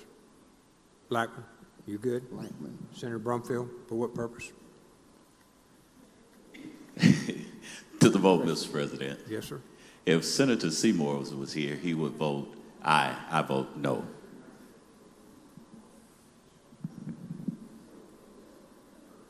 Pear, Seymour. Senator Boyd? Okay. Senator Isom? I'd like to change my vote to no. Senator Bryan? Anyone else? Anyone else? Seeing none? Voting yes or yay. Berry, Blackwell, Boyd, Carter, Chazanall, Chisholm, DeBar, Delano, England, Fillingame, Harkins, Harkness, Hill, Hobson, Johnson, Kirby, Ladner, McCon, Michelle, Harks, Rhodes, Sparks, Suber, Tate, Taylor, Thompson, Whaley, Wiggins, Williams, and Younger. Voting no or nay. Barrett, Blackman, Blunt, Brumfield, Bryan, Butler, Dupree, Frazier, Gillespie Isom, Hickman, Jackson, Mumford, Norwood, Pope, Simmons of the 12th, Simmons of the 13th, Thomas, and Turner Ford.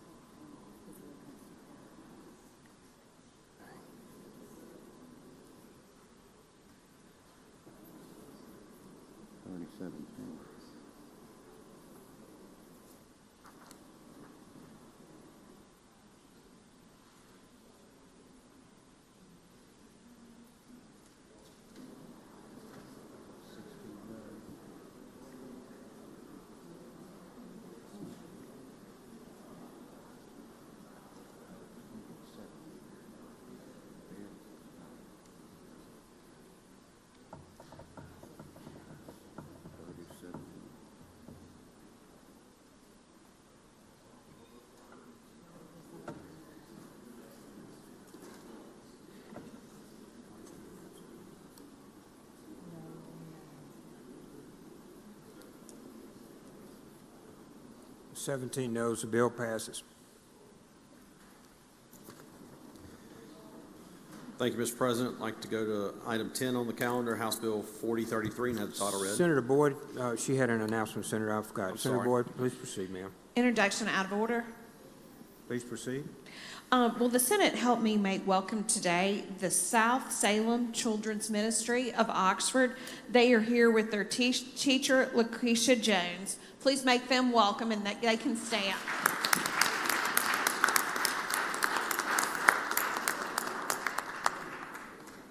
You can applaud for yourself. That's good. Okay. All right, Senator, back on the calendar. Thank you, Mr. President. I'd like to go to item 10, House Bill 4033, and have the title read. Mr. Clerk, please read the title. House Bill 4033, agricultural land imposed tax on sale of certain foreign-owned. Make the usual motion. Sir, makes the usual motion. All in favor signify by saying aye. Aye. Opposed, no. The ayes have it. Please proceed, Senator Harkins. My motion is to adopt the strike all and recognize Senator Whaley to explain. Senator Whaley, you're recognized. Explain the strike all. Thank you, Mr. President, and thank you, Mr. Chairman. House Bill 4033 is it is dealing with the way that foreign-owned land is taxed in the state of Mississippi. It uses a calculation known as the land capitalization rate. It changes that for an individual who is a non-citizen or a trust or corporation or organization. There is also language within this bill that inserts a reverse repealer. The reason for that is to keep this bill alive and moving through conference, as this is the only available legislation that I am aware of at this point that deals with anything to do with foreign ownership of land or with ad valorem taxes. So that is an explanation, and I would yield for any questions. Questions on the bill? Seeing none, Senator? Move to adopt the strike all? Yes, sir, that's correct. All in favor signify by saying aye. Aye. Opposed, no. The ayes have it. Go ahead, Senator. Please proceed. You're on the bill. Move for passage by use of the morning roll call. Use of the morning roll call. Madam Request. Anyone object? Of course, voting no. Johnson, no. Berry, no. Barrett, no. Delano, no. Hickman, no. Norwood, no. Rumfield, no. Butler, no. Bryan, no. Mumford, no. Frazier, no. Thomas, no. Gillespie Isom, no. Jackson, no. Pope, no. Simmons, S, no. Turner Ford, no. Michelle, no. Tate, no. England, no. Any? Dupree, no. Hobson, present.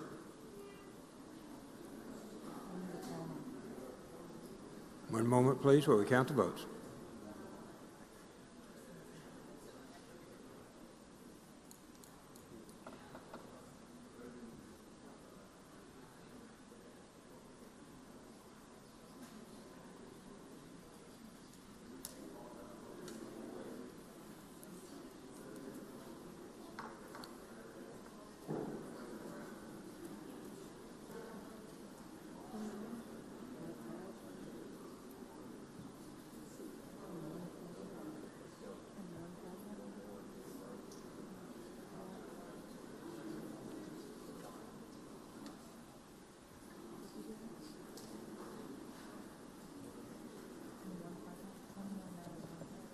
Hobson was present.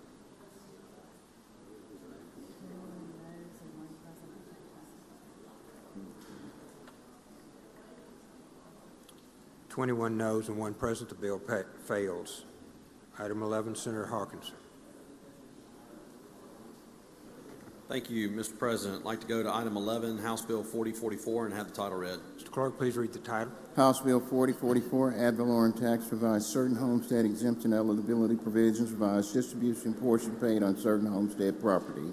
Make the usual motion. Usual motion. All in favor signify by saying aye. Aye. Opposed, no. The ayes have it.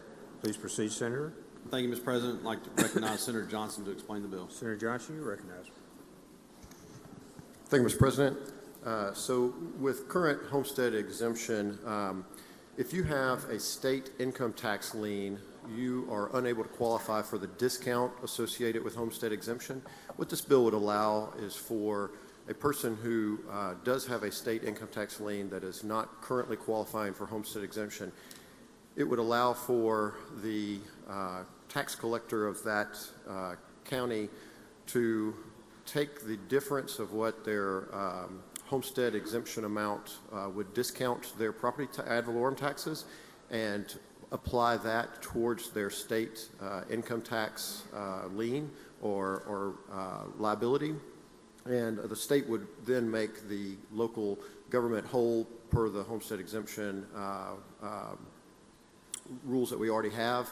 And so it's a net neutral to the state, but it helps reduce the amount of state income tax liens that people have. And that's an explanation of what the bill does. Senator Wiggins, for what purpose, sir? Question. You for a question, sir. Yes. Senator Wiggins, recognized. I'm just trying to understand. So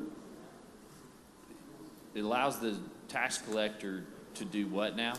Okay, so the way I understand it is that so if you go in and you file for homestead exemption, you have a discounted ad valorem tax due than just a normal, if you did not have homestead exemption, correct? Right. And so when you have any kind of state tax lien, you are disqualified from getting that ad valorem deduction. So you're paying a higher property tax, essentially.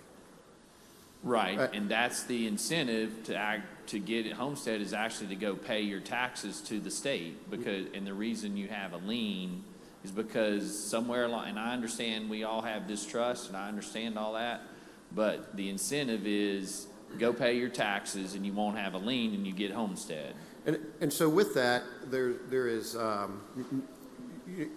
you're having an additional tax that you're paying, so you're having more money go out. This would just allow for that gap that you would get as ad valorem to apply towards your state tax lien. So you don't get to keep that money.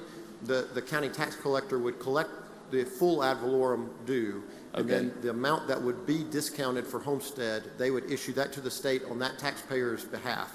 The state would then give it back to the county by making them whole on the ad valorem or the homestead exemption. But so it's a net neutral to the state, but it helps people reduce their state tax lien. It helps people reduce their state tax lien, but Yes. it's not getting them out of the lien that they owe. Only up until it is paid off. Obviously, it stops at which point that they have no more liability to the state. Right. So in other words, so if there's the discount rate, the tax collector can apply it to the lien that is owed. They would issue that to the state towards that lien. Yes, yes. So the state is getting some money from that standpoint. Well, but then when we make the local governments whole for homestead exemption, Right. we would just cycle that money back out. So it's net neutral to the state. But if these people that owe money to the state are just paying more money to the local government for ad valorem taxes because they're not getting the homestead exemption, this at least cycles that money through, so the extra they're paying, we can reduce their state. I guess I'm just concerned. There's a whole bunch of reasons, but the bottom line is for a lien is that's what gets people to pay at a certain point. It does. And giving them a blanket get out of jail free card, to paraphrase, is concerning, but that doesn't sound like what we're doing. We are not doing Okay. that here. Thank you. Yes, sir. Senator Dupree, for what purpose, sir? Question, Mr. President. Question on the bill, Senator Johnson? Yes. Senator Dupree is recognized. Senator Johnson, I'm going to try to go down memory lane just like he just did to make sure I got this right. So I get 15% tax exemption because I file homestead exemption. Okay. I get 15% off of my taxes, correct? If I Whatever file the homestead percentage- exemption. Okay. Yeah. So I'm eligible for homestead exemption. I file for homestead exemption, but I have a tax lien. So that 15% that I'm eligible for, although I get it, if I have a tax refund, that tax refund is deducted by that. No. Is that what it is? No, so let's say that it's 15%. If you have a state tax lien, you're no longer eligible to receive that discount. Okay. And so you would be paying more in your local ad valorem taxes on your property because you don't qualify anymore. And so all we're doing is allowing for that money to apply to reduce down your state tax lien. Okay, so in essence, you get the 15%, but that goes to the state. That's right. basically what So it's a net neutral to the state. It's a net neutral to the county, but the people get a benefit of reducing their tax. Okay, so the county, they didn't get it either way. They wouldn't get it either way, so it is neutral. That's right. Local government it's going to be a wash too because we're Yeah. going to make them whole on the back end of that when we do the homestead, when we give them money to cover the homestead. Because if they didn't get tax, if they had a tax lien and they didn't get tax exemption because they had the lien, Yes. then they're not going to get it anyway. That's correct. That's correct. Okay, thank you, sir. Yes, sir. Senator Hill, Question. you here for a question, Senator? Yes. Senator Hill's recognized. So in current law, before this bill's passed, if somebody goes and signs up for homestead exemption currently, does the tax assessor check to see if they have a tax lien with the state? I've never heard of that. I mean, I can't say it doesn't happen, but I've never heard of it and I've never read it in the law. That is my understanding. Obviously, all tax collectors' offices work closely with DOR. It is my understanding because that is a criteria for qualification. That is something that is checked. And I also think that if you have homestead exemption and then you incur a state tax lien at some point while you currently have homestead exemption, I believe that it then nullifies that for the time period you have the lien. So if that's current law, I guess my question is, why did the state tie property tax of a residence or land? Why did they tie that to state income tax to begin with, I guess? I don't know. I mean, to me, they're two different things. Yeah. Property tax and income tax are two different things. You would have to go back to when the legislature passed that and ask them. So if it's just a wash and the state's giving back the counties the money, what is the real purpose of doing this? It helps people reduce their state tax lien. It helps reduce probably the penalties. No. I mean, if they're paying it down through their homestead, then that would probably reduce the penalties that they owed on back liens. Well, penalties, interest, and tax due are all combined into your liability or lien. Yeah. So I think you can Or interest, maybe I should those say as far interest. as the calculation to get there. Yeah. But once you have that, it's just how much you owe. And so this would go against how much you owe. Yeah, so maybe it would reduce the interest. I think it would reduce what your total liability to the state is. And so you can build that with interest, penalties, and tax, but at that point, it is just what you owe, and so it would reduce that. But it's going to create, so the counties are going to have to send a bill to the state for what they reduced in homestead for these people, and then the state's going to have to turn around and pay it back to the counties, right? Well, that's right. We already pay the state we pay the county tax collectors back for the money that was discounted in homestead already. Right. So it would just be as part of that pool of money. Okay. So the advantage would be to potentially save people a little money on their income tax. Maybe for interest or... It is strictly, I believe, now this is not my bill. Yeah. But my understanding of it is that it just simply helps people who have a state tax lien to dig out of the hole. Thank you. So no further questions, Senator. Ready in motion? Move adoption using the morning roll call. Use the morning roll call as may request. Anyone object? Seeing none, bill passed by use of morning roll call. All right, Senator Harkins, you have an announcement, sir? Thank you, Mr. President. Finance Committee will meet in room 216 at 1:30. We have 2 bills to take up. 130, 216, Senate. Senator Block, I'm sorry. Senator Whaley, For an announcement. please proceed. Thank you, Mr. President. At 1 o'clock in room 210, the Senate Ag Committee will meet for a few brief confirmations. 1 o'clock, Senate Ag. Senator Blackwell, ready. Thank you, Mr. President. I move we stand in recess till 2 p.m. All in favor signify by saying aye. Opposed, no. The ayes have it. Stand in recess.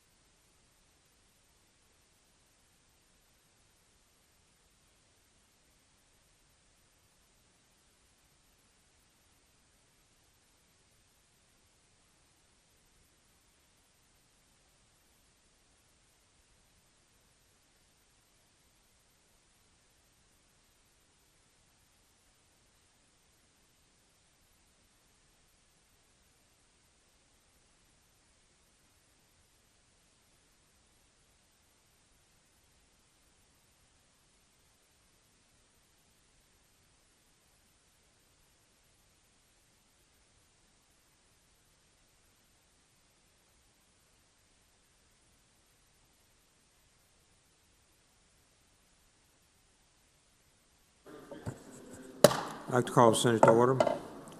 Senator Hobson. Sorry, Senator Harkins.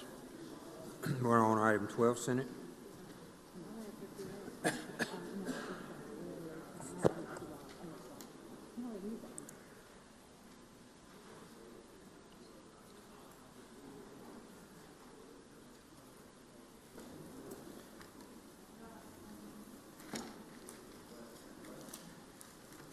Item 12, I'd like to go to that item and have the title read. Mr. Clerk, please read the title. House Bill 4067, bonds, authorize issuance for various purposes. Make the usual motion. Usual motion. All in favor signify by saying aye. Aye. Opposed, no. The ayes have it. Be recognized to explain that strike all. You recognize to explain. Strike all, Senator. Ladies and gentlemen, this is just a vehicle, bond bill vehicle, in the event that something happens and we need a vehicle, or if we need to change any language from prior years on any bonding authority. I don't anticipate the need for it, but it is here in the event that we do need something. It does have a reverse repealer, so it will go to conference and be available if needed. So that is the explanation of the bill. Questions on the bill? Seeing none, Senator, we're ready. Move adoption of the strike all. All in favor signify by saying aye. Opposed, no. The ayes have it. Please proceed. Thank you, Mr. President. No further questions. I move final passage on the morning roll call. Use some more roll calls been requested. Anyone object? Callers voting no. Present? Mumford, no. Seeing none, the bill passed by use of morning roll call. Mumford, no. 13.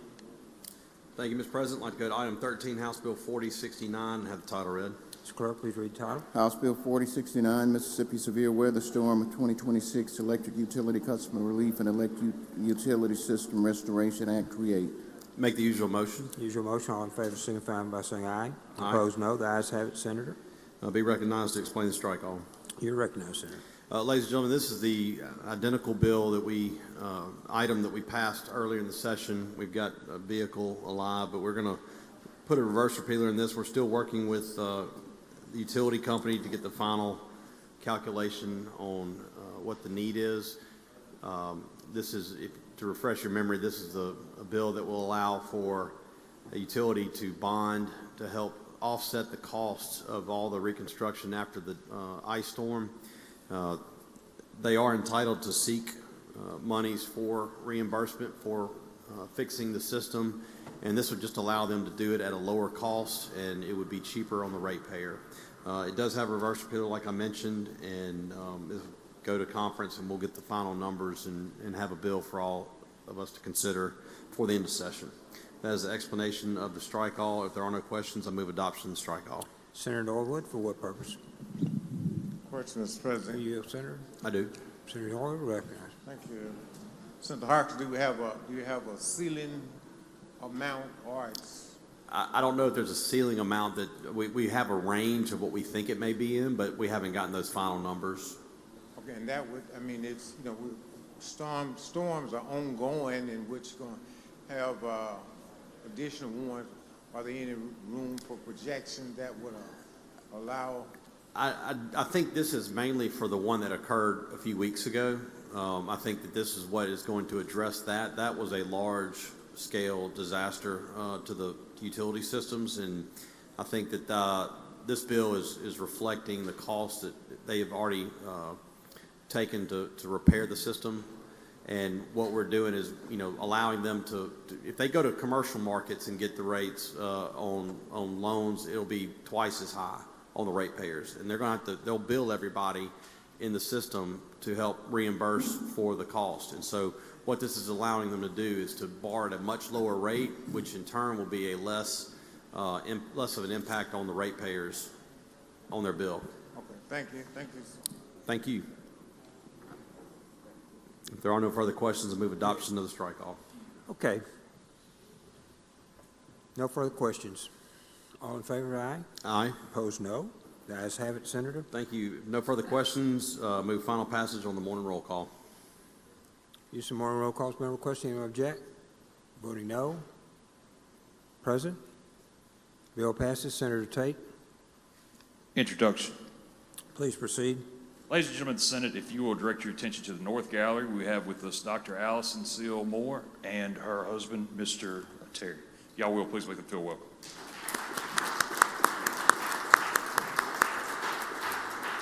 Welcome, Senator Barrett. Introduction, Mr. President. Please proceed.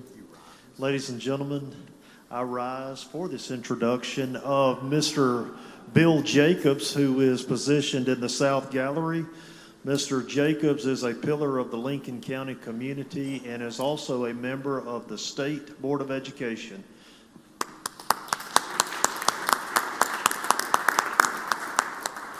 Good to have you here, Bill. Good to see you, and thank you for the work you do for education in this state.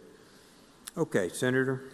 Thank you, Mr. President. I'd like to go to item 14, House Bill 4073, and have the title read. Mr. Clerk, please read the title. House Bill 4073, Mississippi Work and Save Program, create, authorize issuance of bonds and revise certain income and sales tax sections. Make the usual motion. Senator makes the usual motion. All in favor signify by saying aye. Opposed, no. The ayes have it, Senator. My motion is to adopt the strike all, and I guess recognize first Senator Michelle to explain part of the bill, and then I think Senator Sparks will explain the other part of the amendment. Senator, you're recognized to explain the strike all. Thank you, Mr. President. As the name implies, this legislation should look familiar to you. It's the Mississippi Work and Save Program. However, the short title now should really be corrected. It's in the title, it says that it authorizes the issuance of bonds and revives income and sales tax sections. That is no longer correct. We've taken that out of the language. We've taken the Senate language in the Mississippi Work and Save Program and put it into House Bill 473, and there's a second part of the bill that Senator Sparks is going to handle. This is the program that is set up, would be administered by the State Treasurer's Office to allow small businesses to offer a individual retirement account to their employees. It would be run very similar to the our deferred comp plan or the Mississippi Affordable College Savings Plan. The Treasurer's Office is already doing this, the Affordable College Savings Plan. It would be run the same way. It's a portable plan. The employee would make contributions at their amount that they wish to to have deducted from their paycheck. They would select the investment decisions in the plan, how aggressive they want to be with their investments. And again, being portable, whenever they decide to take another job, then that plan goes with them, just like a normal individual retirement account would. There's a very large percentage of employers that don't have any type of retirement plan. Your small town retailer, small restaurant, maybe a small accounting firm, real estate firm, insurance company, can't really afford to put together a plan. So this is an opportunity to get Mississippians saving at an early age and taking advantage of the time value of money and having a significant amount of money in their retirement when they become retirement age. I'm going to yield to Senator Sparks, but I'll be glad to yield to any questions on this portion of the bill if there are any. I yield to Senator Sparks. Senator McMahon, for what purpose, sir? Just a quick question. Senator Michelle, you yield? Yes. Senator McMahon's recognized. Senator Michelle, I appreciate what you're doing here. Thank you. Could an individual who's retired or could an individual who's self-employed join this plan? Well, a retired person, this is not set up for a retired, you know, an individual can do an individual retirement account on their own. What we're trying to accomplish here is when someone takes a job with an employer, having the employer say, do you have a retirement plan? We don't offer one here. And would you like to participate in an individual retirement account? And the statistics have shown that if an employee is told about that at an early age, many more of them will engage the plan than would have if they had to make the decision on their own. What about just a 1099 individual? Somebody who works as a 1099 employee, would they be able to take advantage? No, sir, that's not, okay, that's not what this is intended to help. Yeah, thank you. I love what you're doing. Thank you. I yield to Senator Sparks for the rest of the bill. Senator Sparks, you recognize. Thank you, Mr. President. Thank you, Mr. Chairman. The remaining sections of this bill address the 6 bills that we've already passed that deal with PERS. As I move through what was the strike all in committee section of the law, 2514.5 addresses deferred comp. This is a quirk in the law that we currently have that doesn't allow our state employees to make Roth catch-up provisions. This would clear that up. The PERS board has requested this bill for multiple years, and we've passed it for several years, but that's what that section does. The section that addresses section 2514.15 is the net pension liability, which we talk about so often that each employer has. This is to certainly designate that this is on the books of each employer, and it's why it is so important to get the PERS situation under control. One of the things that happened yesterday is there was a press release that the major bond rating agencies upgraded Mississippi's bond rating from negative to stable. And one of the reasons cited was the reform to PERS. While this has been very difficult, that liability of $26.5 billion impacts our ability to borrow money, but not only our ability to borrow money, every local unit of government, because they have to claim the amount of the net pension liability that belongs to them on their financial statements. So it really hurts their ability to borrow money.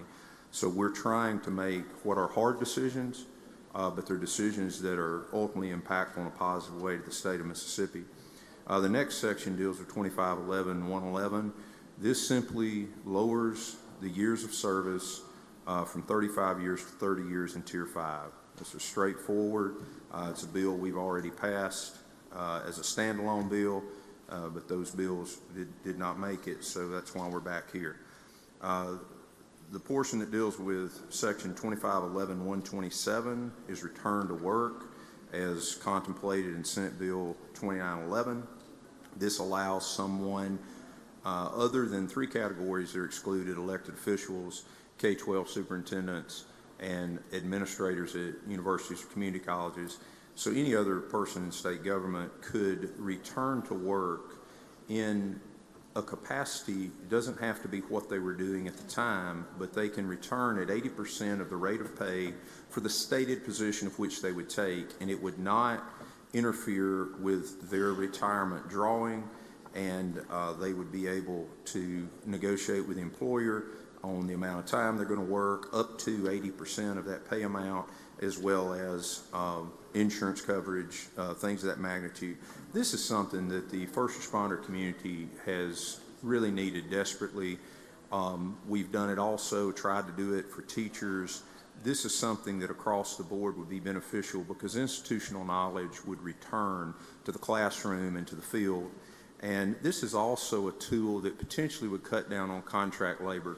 I asked many of our agencies whose contract labor number continues to climb, which is circumventing PERS, and they believed if they could rehire some of their experienced people, and I'll use MDEQ as an example. 7:30 this morning, we're listening to a presentation about the difficulty of getting permitting for groundwater, and it's slowing down economic development. Being able to hire people back would allow us to move those timelines along and continue economic development. We also, in Section 2511-126, shorten the period of time to set out of 90 days to 30 days. The IRS has a bona fide break in service. We believe that 30 days would qualify to meet that, and so that's why we're doing that, to get people an opportunity to come back.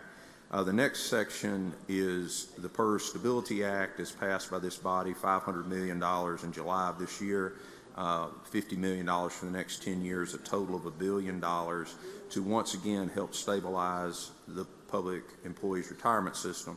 And then the final section is addressing COLA for Tier 5. We committed $5 million a year for 10 years to pre-fund a future COLA. Now, each of these provisions, the Roth catch-up provision has no cost. That's an optional thing for state employees. The NPL, there's no cost.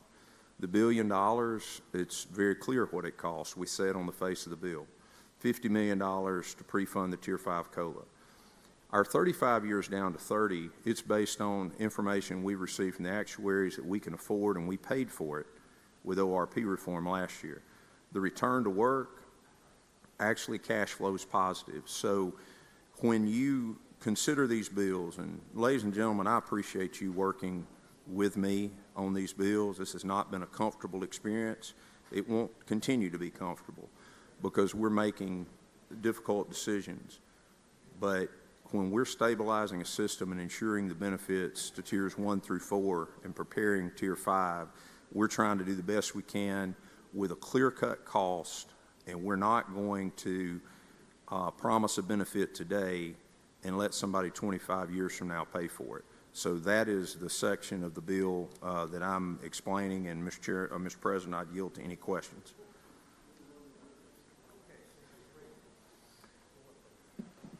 Mr. President, a question, but Senator Sparks may be able to answer this on the original bill.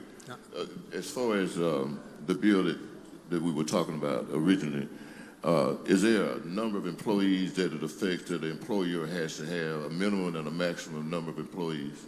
I will look at Senator Michelle when I see him. I do not think it has to be a minimum or a maximum. I just think you have to be a W-2 employee based on the way I understood the explanation, but I will definitely get clarification from him.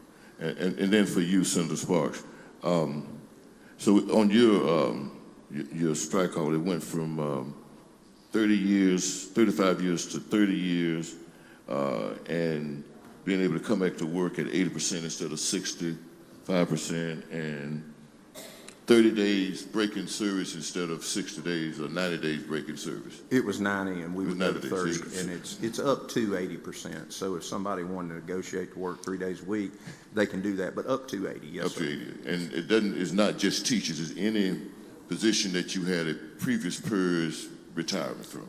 Well, it doesn't matter what position you held prior. If you're a retiree, you might come back as a school teacher when you weren't a school teacher prior. Or you might come back as a probation and parole officer if you were a police officer prior. The only excluded categories are elected officials, K-12 superintendents, and administrators at colleges and universities and our community colleges. We don't have any vacancies in those positions. Seems like people want those all the time.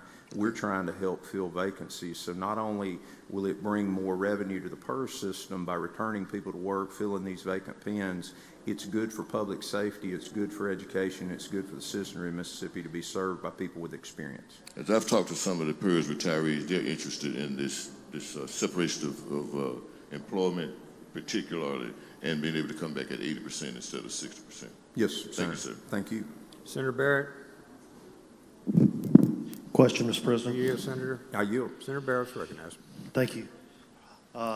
Senator Sparks, did I understand you correctly to say that this amendment offers a Roth option that I think maybe you had proposed at the beginning of the year? Is that correct? There currently, we have deferred comp in the state of Mississippi. There is, based on what the PERS Board has told us for numerous years, there's an issue with the catch-up provisions. Once you reach a certain age, you're allowed to contribute more into your Roth as you near the retirement age.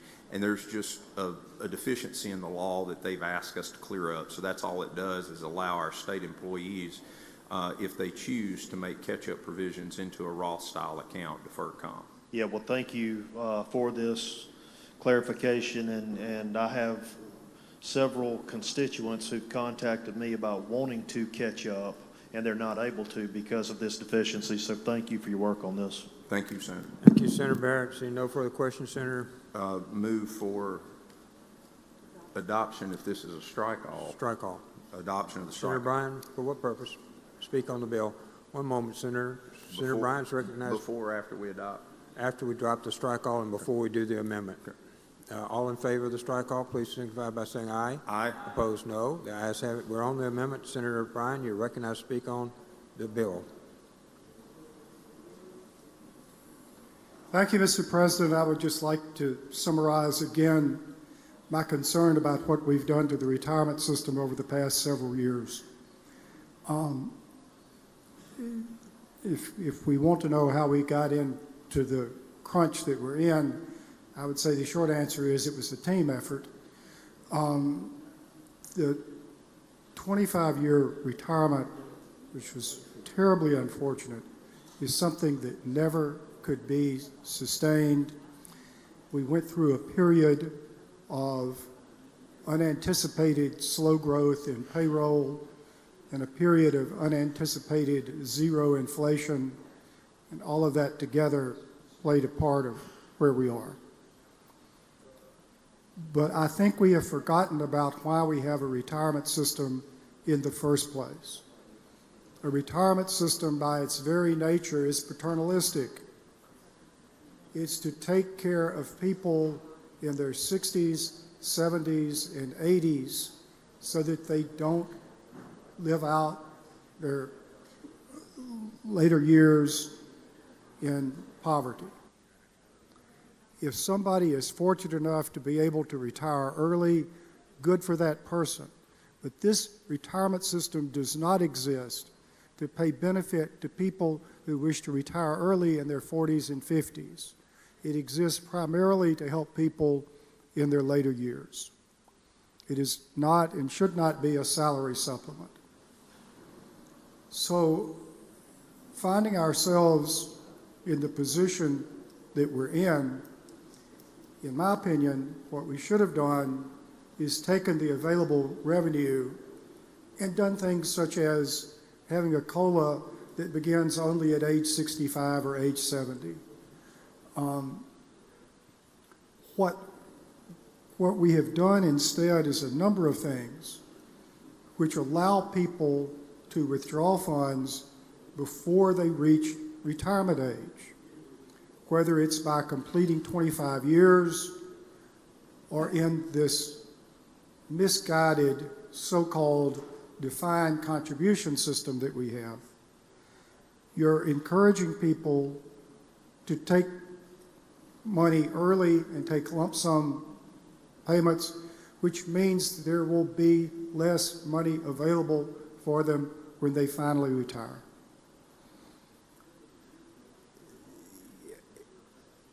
The current structure is that we will pay the existing obligations or the debt, whatever you want to call it, by an assessment somewhere between 15 and 20% of payroll forever on local governments and, for that matter, state government, not to pay benefits to current employees, but to pay off the existing obligations.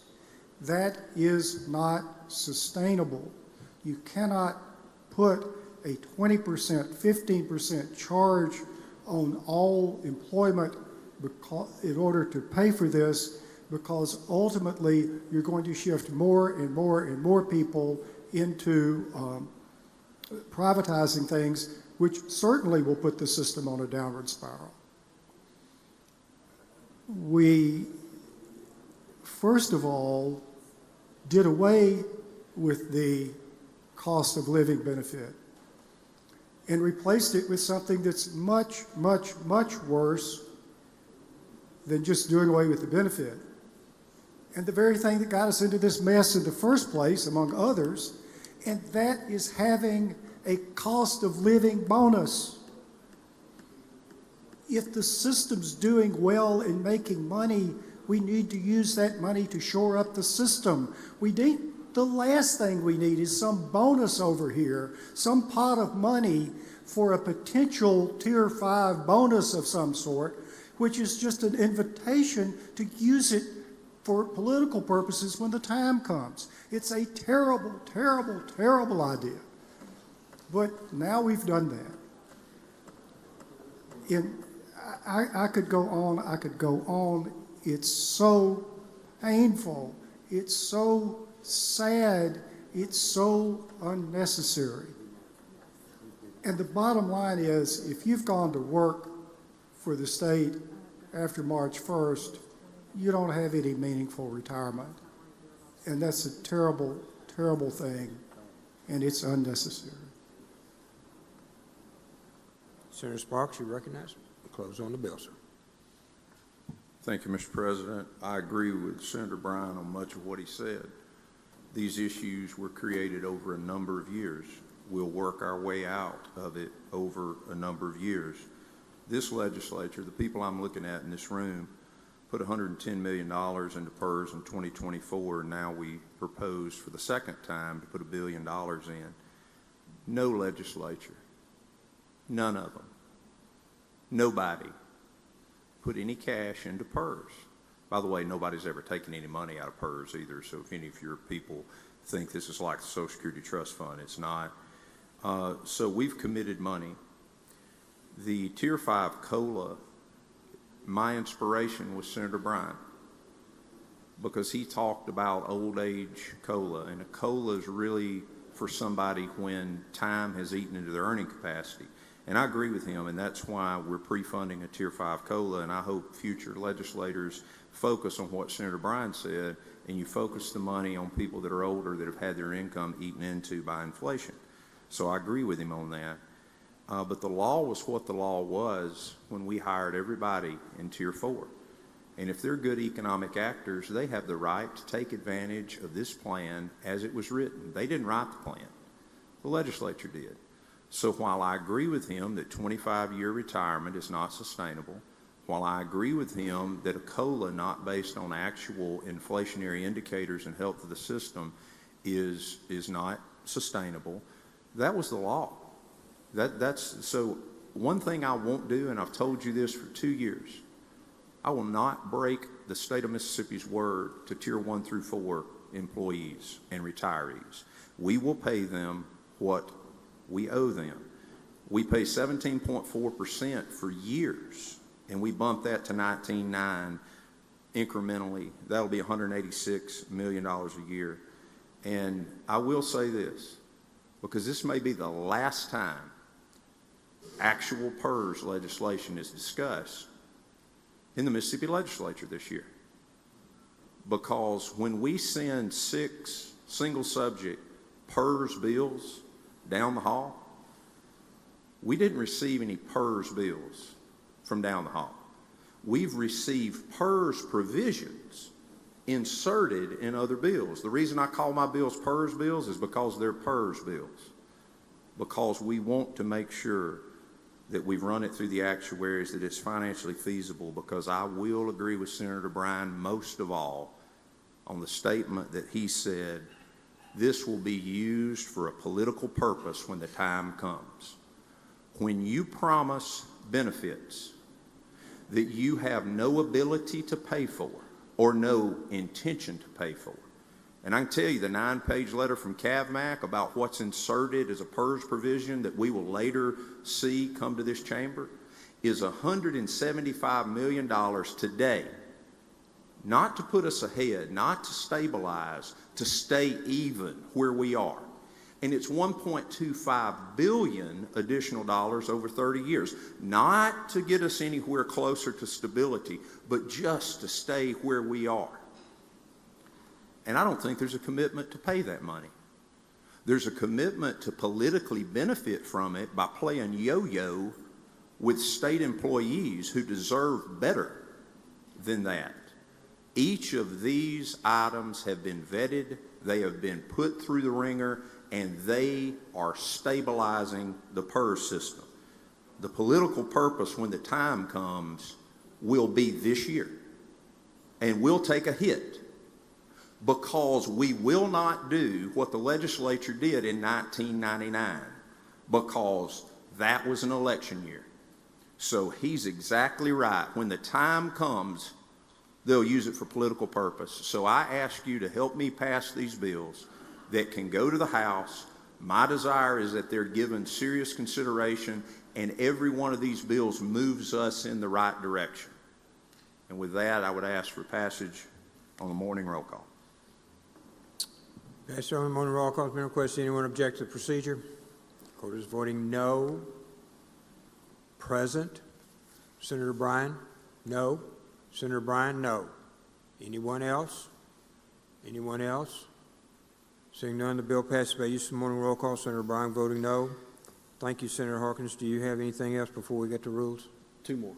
Please proceed, sir. I'd like to suspend the rules for immediate consideration of House Bill 4060. Motion is to one moment.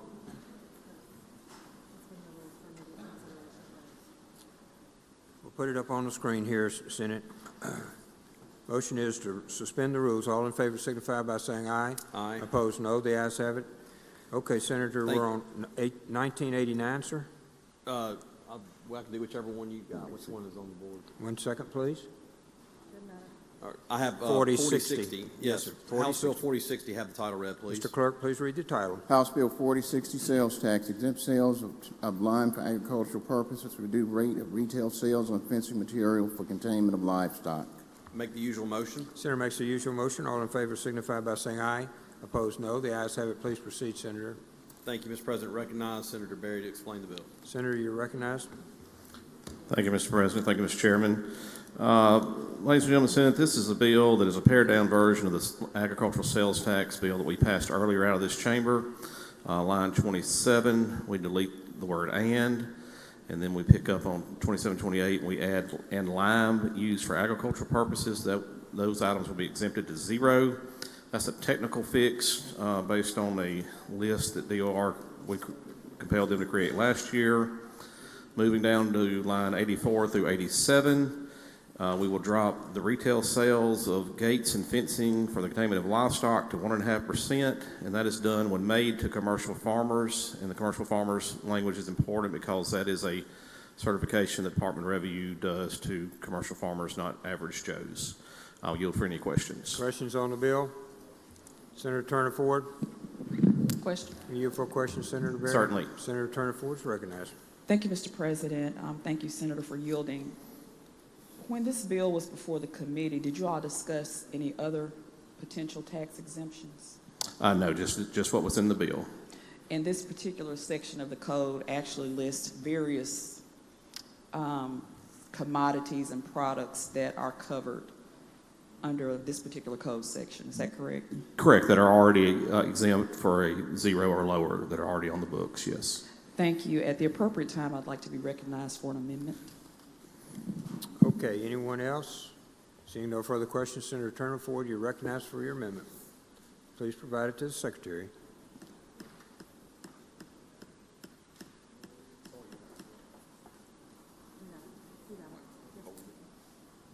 Okay, Senator, it's on the screen. Please proceed.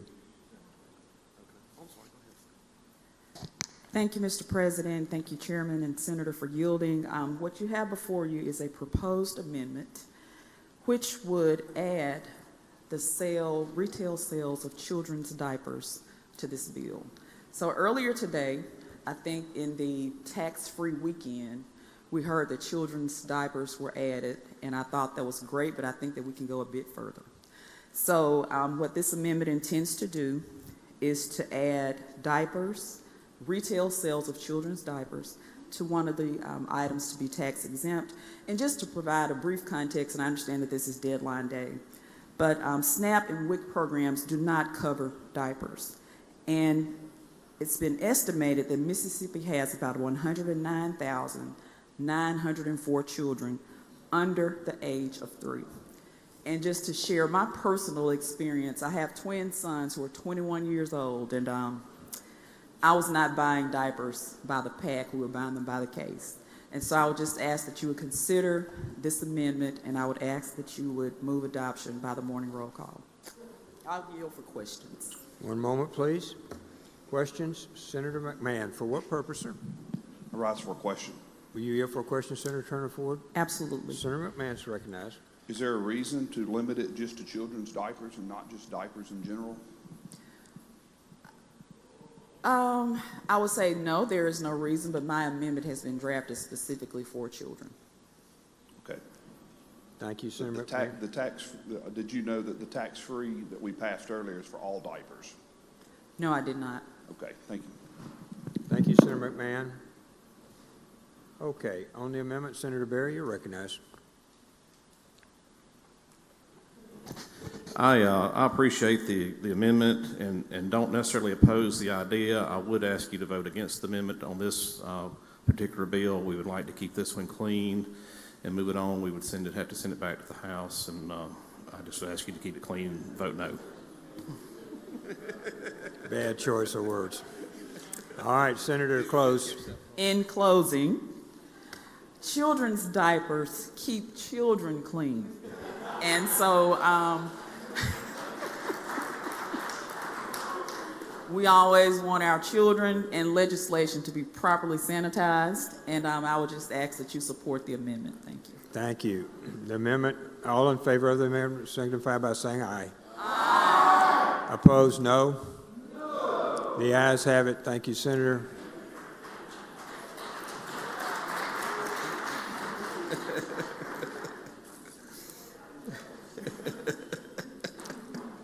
All right. Thank you, Senator Turner Ford. Now we'll go back. Senator Berry, we're on the bill as amended.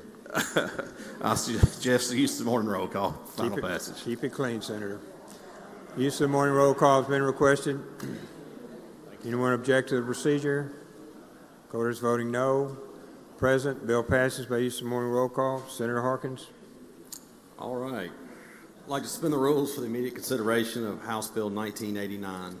All in favor signify by saying aye. Aye. Opposed, no. The ayes have it. Senator, Mr. Clerk, please read the title. House Bill 1989, Sales Tax Exempt Sales of Utilities to Certain Nonprofit Organizations. Make the usual motion. Usual motion. All in favor signify by saying aye. Opposed, no. The ayes have it. Please proceed, Senator. Motion is we adopt the strike call and recognize Senator Taylor to explain Senator Taylor, you call. recognize. Thank you, Mr. Chairman. Thank you, Mr. President. Senate, this is a bill that will give sales tax exemption from utilities that is defined on line 88 through 94. This will be for utilized on property that is primarily used for agriculture exhibits, livestock shows, carnival rides, horse racing, and various types of other entertainment. After committee, there was a reverse repealer put in the bill for some questions that arise. So we do have a reverse repealer in this bill, and we will continue to work on it to tighten up the language in which it had questions on. Yield for questions, Mr. President. Senator McClendon, for what purpose, sir? You good? Good, Senator McClendon. All right, any other questions? Any questions? Seeing none, Senator? If no further questions, I move for adoption of the strike all. That's right, strike all. All in favor signify by saying aye. Opposed, no. The ayes have it. Ready for your motion, Senator. Move the final passage by the use of morning roll call. Use of the morning roll call has been requested. Anyone object? Voting no. Present. Seeing none, the bill passes. Senator Harkins, was that it for you, sir? Senator Harkins. Rules Committee, Senator Kirby. Pass and retain. Senate, if you go all the way over to local and private, Senator Parks. Senator Parks. Pass and retain. Concurrence and non-concurrence, Senator Harkins. Pass. Senator Harkins, that'd be 54, sir. I'd like to go to item 54, Senate Bill 2838, and have the title read. Mr. Clerk, please read the title. Senate Bill 2838, Local Option Alcoholic Beverage Control Law, revised definition of qualified resort area. My motion is we do not concur, but invite conference. All in favor signify by saying aye. Aye. Opposed, no. The ayes have it. Invite conference. Chasnall. Pass, Senator. Boyd. Whaley. Blackwell. Chasnall. DeBar. Hobson. Johnson. Harkins. Page 7, Senate. Hobson. Senator Hobson is... Go to item 66, Mr. President, and have the title read. Mr. Clerk, please read the title. Senate Bill 2896, Department of Public Safety, revised salary schedule of MHP and MBN officers. My motion is that we do not concur, but invite conference. All in favor signify by saying aye. Aye. Opposed, no. The ayes have it. Non-concurrence. Senator Hobson. Pass 67, 68. Senator Carter. Senator England. Senator Carter. Wiggins. Senate, we're on 72. Senator Wiggins is recognized. Go to item 72, call that up, ask the title be read. Mr. Clerk, please read the title. Senate Bill 2747, Mississippi Transparency and Consumer Legal Funding Act and Act. My motion is we invite conference and do not concur. All in favor signify by saying aye. Aye. Opposed, no. The ayes have it. Thank you, Senator Wiggins. Senator Bryan. Senator Bryan. Pass and retain. Senator Carter. Harkins. Hobson. Senator Hobson, Senate. My motion is going to be to take up items 78 through 91 in block. One moment, please. Senate 78 through 91. If you look at page 8 and 9 in the calendar, please.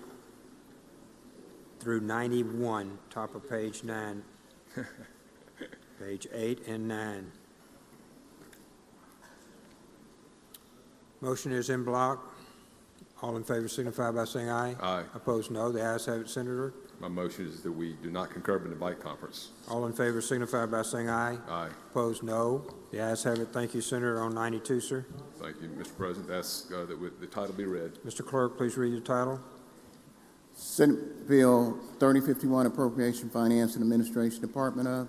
Senate Bill 3053, Appropriation, IHL General Support.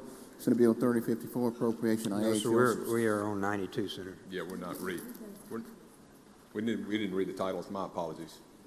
Okay. Mr. President, please read the titles on the ones called up in block. Okay, I'm sorry. Go. Please proceed, Senator. Mr. Clerk. What do I do? We don't know where we are. Well, start back at the ones he started in block and read the titles all the way through 91, 58 through 91. Senate Bill 3051, Appropriation, Finance, and Administration Department of. Senate Bill 3053, Appropriation, IHL General Support. Senate Bill 3054, Appropriation, IHL Subsidiary Program. Senate Bill 3055, Appropriation, IHL Alcorn State Agricultural Program. Senate Bill 3056, Appropriation, IHL Mississippi State University Agriculture and Forestry Experiment Station. Senate Bill 3058, Appropriation, IHL Mississippi State University Forest and Wildlife Research Center. Senate Bill 3060, Appropriation, IHL Student Financial Aid. Senate Bill 3061, Appropriation, IHL University of Mississippi Medical Center. Senate Bill 3062, Appropriation, Community and Junior Colleges Board Administrative Expenses. Senate Bill 3063, Appropriation, Community and Junior Colleges Board Support for Community and Junior Colleges.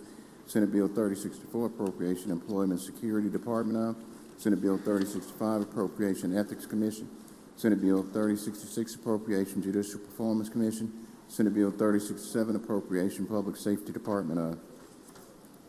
Now my motion is that we do not concur, but invite conference. Motion is we do not concur but invite conference. All in favor say aye. Aye. All opposed, no. The ayes have it. Senator Hobson. Thank you. Ask to go to item 92, have the title read. Please read title. Senate Bill 3068, Appropriation Tax Appeals Board. My motion is that we concur, and I ask to be recognized to explain. You're recognized to explain, Senator. Thank you, Mr. President. Final action for the Board of Tax Appeals. This is all general funds. It's $678,059. This did include a restoration of a cut at LBR of $6,626. This is to restore some contractual authority for the agency. I'll yield for questions. I see no questions. If none, I move adoption of the conference report. Senator moves for adoption of the conference report. By use of the morning roll call. By use of the morning roll call. Does anyone object? Anyone wish to be recorded as voting no? Seeing none, please record all present by the use of the morning roll call as voting aye, and the bill is passed. Senator? Thank you, Mr. President. Go to items 93 through 96 and ask they be taken up in block. Motion is to take up items 93 through 96 in block. Does anyone wish to set one aside? Seeing none, all in favor say aye. Aye. All opposed, no. The ayes have it. Senator? I request the titles be read. Please read the titles. Senate Bill 3069, Appropriation Workers' Compensation Commission. Senate Bill 3070, Appropriation Development Authority, Mississippi. Senate Bill 3071, Appropriation Gulf Coast Restoration Funds of the Mississippi Development Authority. Senate Bill 3072, Appropriation Mental Health Department. My motion is that we do not concur but invite conference. Motion is do not concur but invite conference. All in favor say aye. Aye. All opposed, no. The ayes have it. Conference is invited. Senator? As we go to item 97, have the title read. Please read title. Senate Bill 3073, Appropriation Chiropractic Examiners Board. My motion is going to be that we concur, and I ask to be recognized to explain. You're recognized to explain. Thank you. Final action for the Board of Chiropractic Examiners. All of this is special funds, is $179,695. This includes, in addition to LBR, $40,000 of special funds to update their current licensing system and $5,550 for ITS, Information Technology Services. That's a total of $45,550 over LBR. I'll yield for questions. See no questions, Senator. Seeing none, my motion is the passage by use of morning roll call. Senator suggests use morning roll call, final passage. Any senator object? Any senator wish to be recorded as voting no? Seeing none, please record all present by the use of morning roll call as voting aye, and the bill is passed. Senator? Thank you. Let's go to item 98 on the calendar and have the title read. Please read title. Senate Bill 3074, Appropriation Dental Examiners Board. My motion is going to be to concur and ask to be recognized to explain. You're recognized to explain. Thank you, Mr. President. Final action for the Board of Dental Examiners is $1,298,591, all special funds. This includes, in addition to LBR, $20,539 for vacancy funding, $29,000 for their ITS cloud funding, for a total of $49,539 over LBR. I yield for questions. See no questions, Senator. Motion. My motion is adoption by use of morning roll call. The senator suggests the use of morning roll call for final passage. Any senator object? Anyone wish to be recorded as voting no? Seeing none, please record all present by the use of morning roll call as voting aye, and the bill is passed. Senator Hobson. Let's go to item 99. Have the title read. Please read title. Senate Bill 3075, Appropriation Pharmacy Board. My motion is that we do not concur but invite conference. Motion is we do not concur but invite conference. All in favor say aye. Aye. All opposed no. The ayes have it. Conference is invited. Senator? Thank you. As we go to item 100 and have the title read. Please read title. Senate Bill 3076, Appropriation Transportation Department of State Aid Road Construction Office. My motion is that we concur, and I ask to be recognized to explain. You're recognized to explain. Thank you, Mr. President. With respect to the Office of State Aid Road Construction, final action would be $367,332,280. This is all special funds. We did include $36,231 of vacancy funding, and in addition, we had to add in their authority for the gas tax increase that we had last year so they can utilize that. That amount is $131,523,744. I'll yield for questions. No questions, Senator. Seeing no questions, my motion is adoption of the bill by use of the morning roll call. The senator suggests the use of morning roll call, final passage. Any senator object? Anyone wish to be recorded as voting no? Seeing none, please record all present by the use of one roll call as voting aye, and the bill is passed. Senator, Ask we go to item 101 and have the title read. please read title. Senate Bill 3078, Appropriation Banking and Consumer Finance Department of. A motion is that we concur and ask to be recognized to explain. You recognized to explain. Thank you, Mr. President. Final action for the Department of Banking and Consumer Finance is $12,845,602.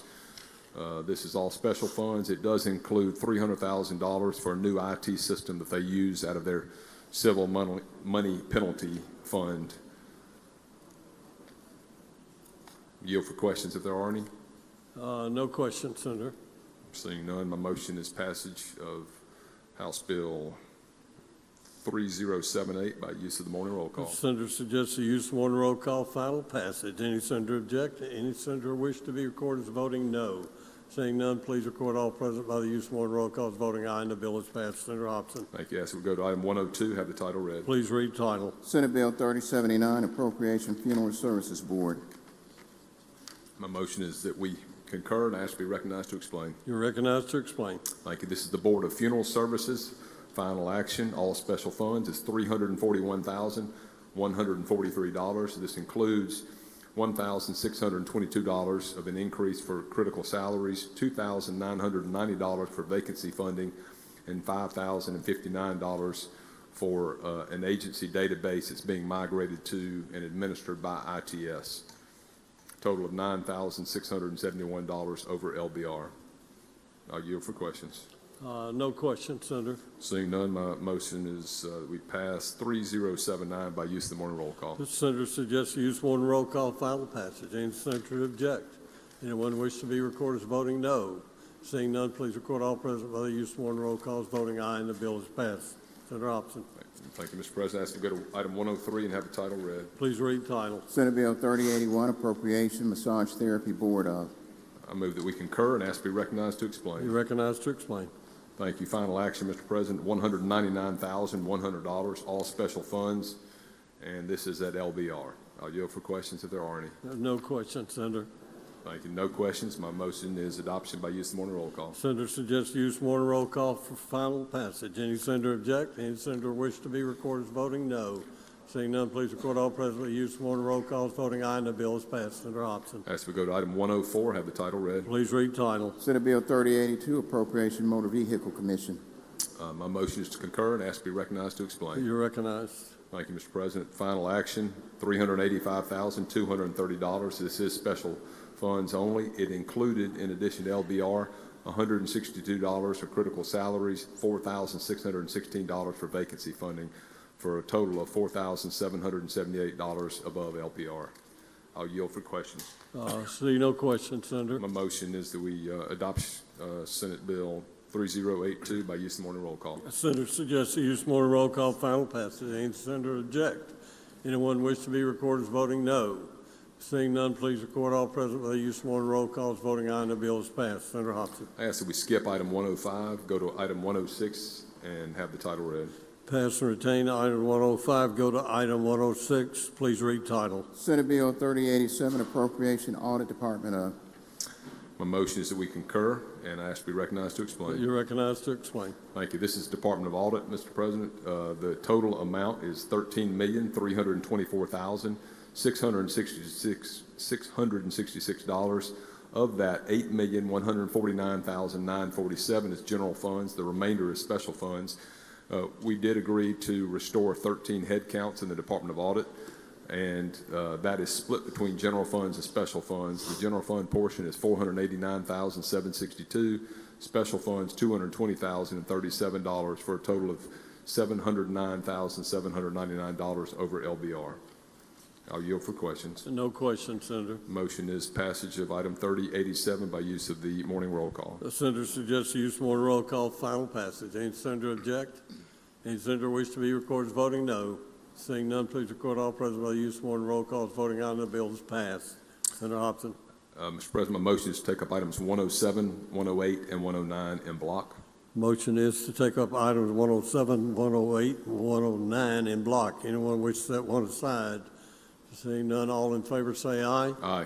All opposed, no. The ayes have it. Senator Hobson. I ask that the titles be read. Please read the title. Senate Bill 3089, Appropriation Emergency Management Agency. Senate Bill 3090, Appropriation Revenue Department of.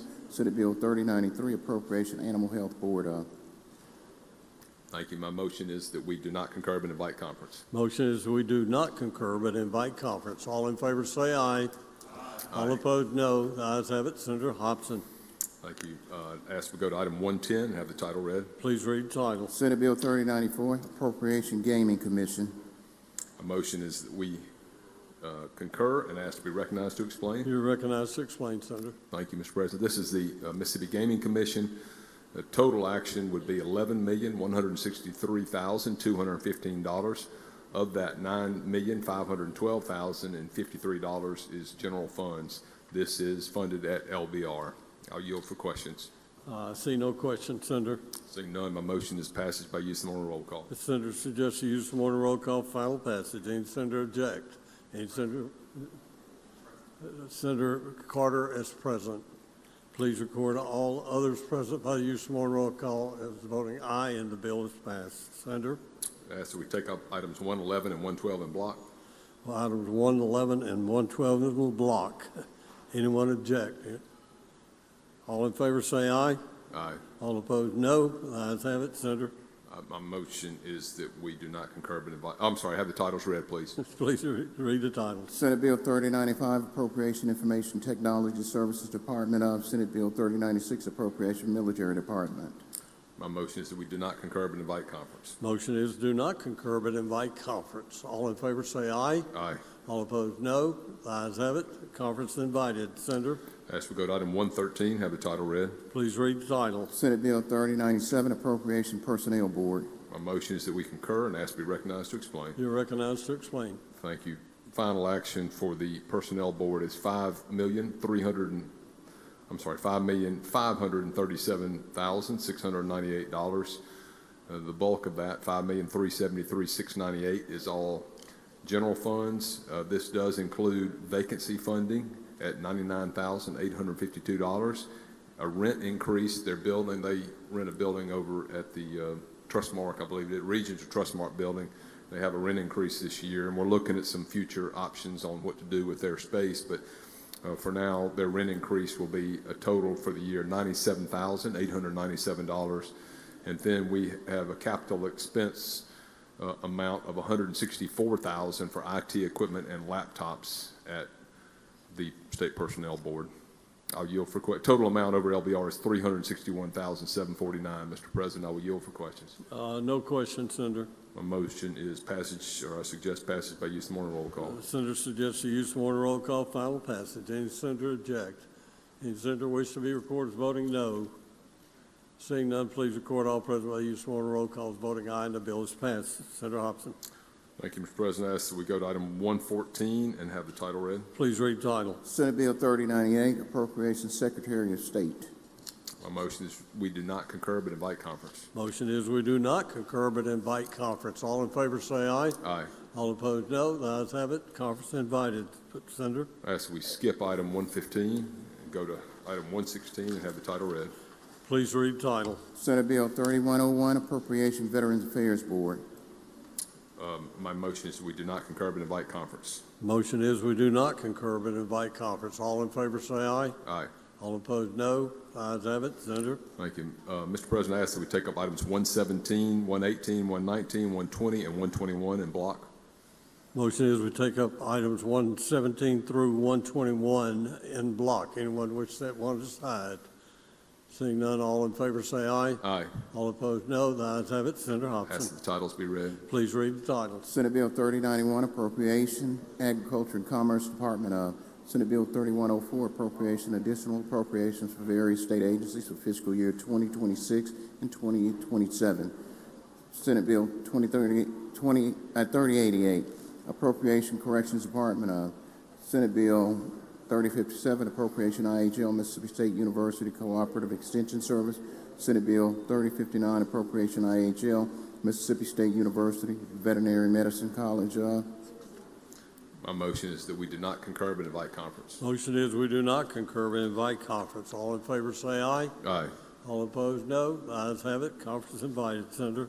Thank you, Mr. President. I ask that we skip item 122, go to item 123, and have the title read. Please read title. Senate Bill 3105, appropriation additional to certain state agencies and boards for fiscal year 2026 and fiscal year 2027. My motion is that we do not concur but invite conference. Motion is we do not concur but invite conference. All in favor say aye. Aye. All opposed, no. The ayes have it. Conference invited, Senator. Okay, now we go to the in-conference finance, and I don't think we have any file, do we, Senator? Or okay. Senator Harkins. Thank you, Mr. President. I'd like to suspend the rules and go back to item 77 on today's calendar for concurrence and non-concurrence calendar, Senate Bill 2848, and have the title read. Please read title. Senate Bill 2848, motor vehicles, revised notices, procedures to owners and lien holders regarding towing and sale of. Yes, we do need to suspend the rules to Motion go to back. suspend the rules. All in favor say aye. Aye. All opposed, no. The ayes have it, Senator. Thank you. My motion is we do not concur and invite conference. Motion is we do not concur but invite conference. All in favor say aye. All opposed, no. The ayes have it. Conference invited. Thank you, Senator. Now, let's see where we are here. We were on 124. I don't think we have anything until item 163, I believe. Let's look.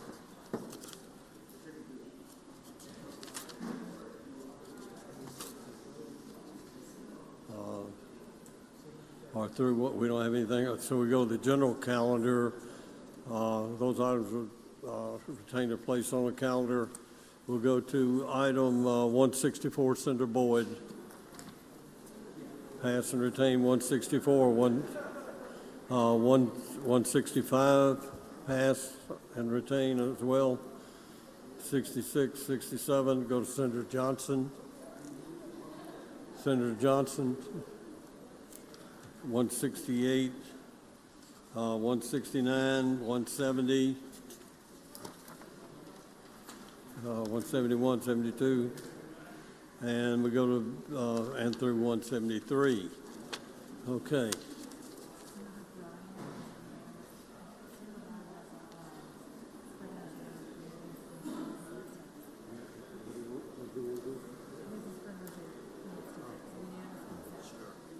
Senator Bryan, you recognized. Mr. President, I'd like to seek recognition for purpose of getting unanimous consent to correct a typo in a conference report.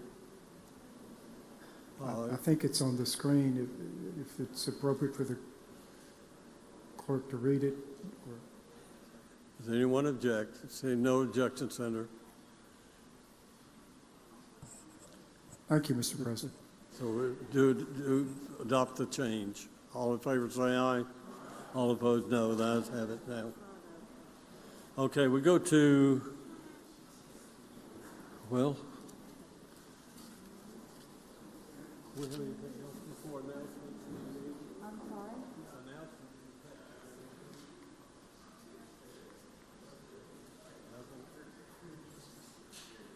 Hold on.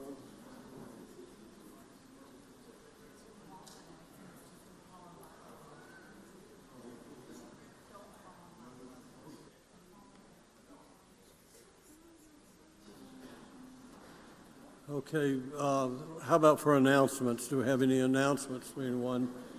Senator Whaley, for what purpose? For an announcement, please. You're recognized, Senator. Thank you, Mr. President.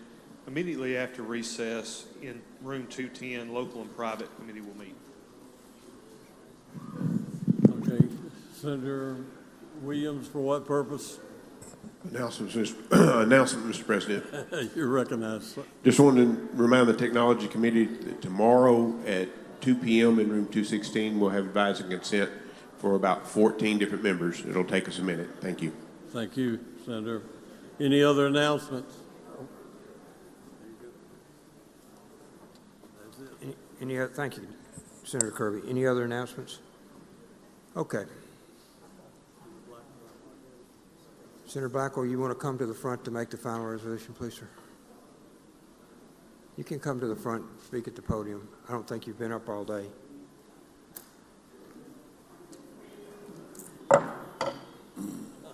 I wanted them to be able to see you in your full regalia. You still make me nervous standing behind me, though.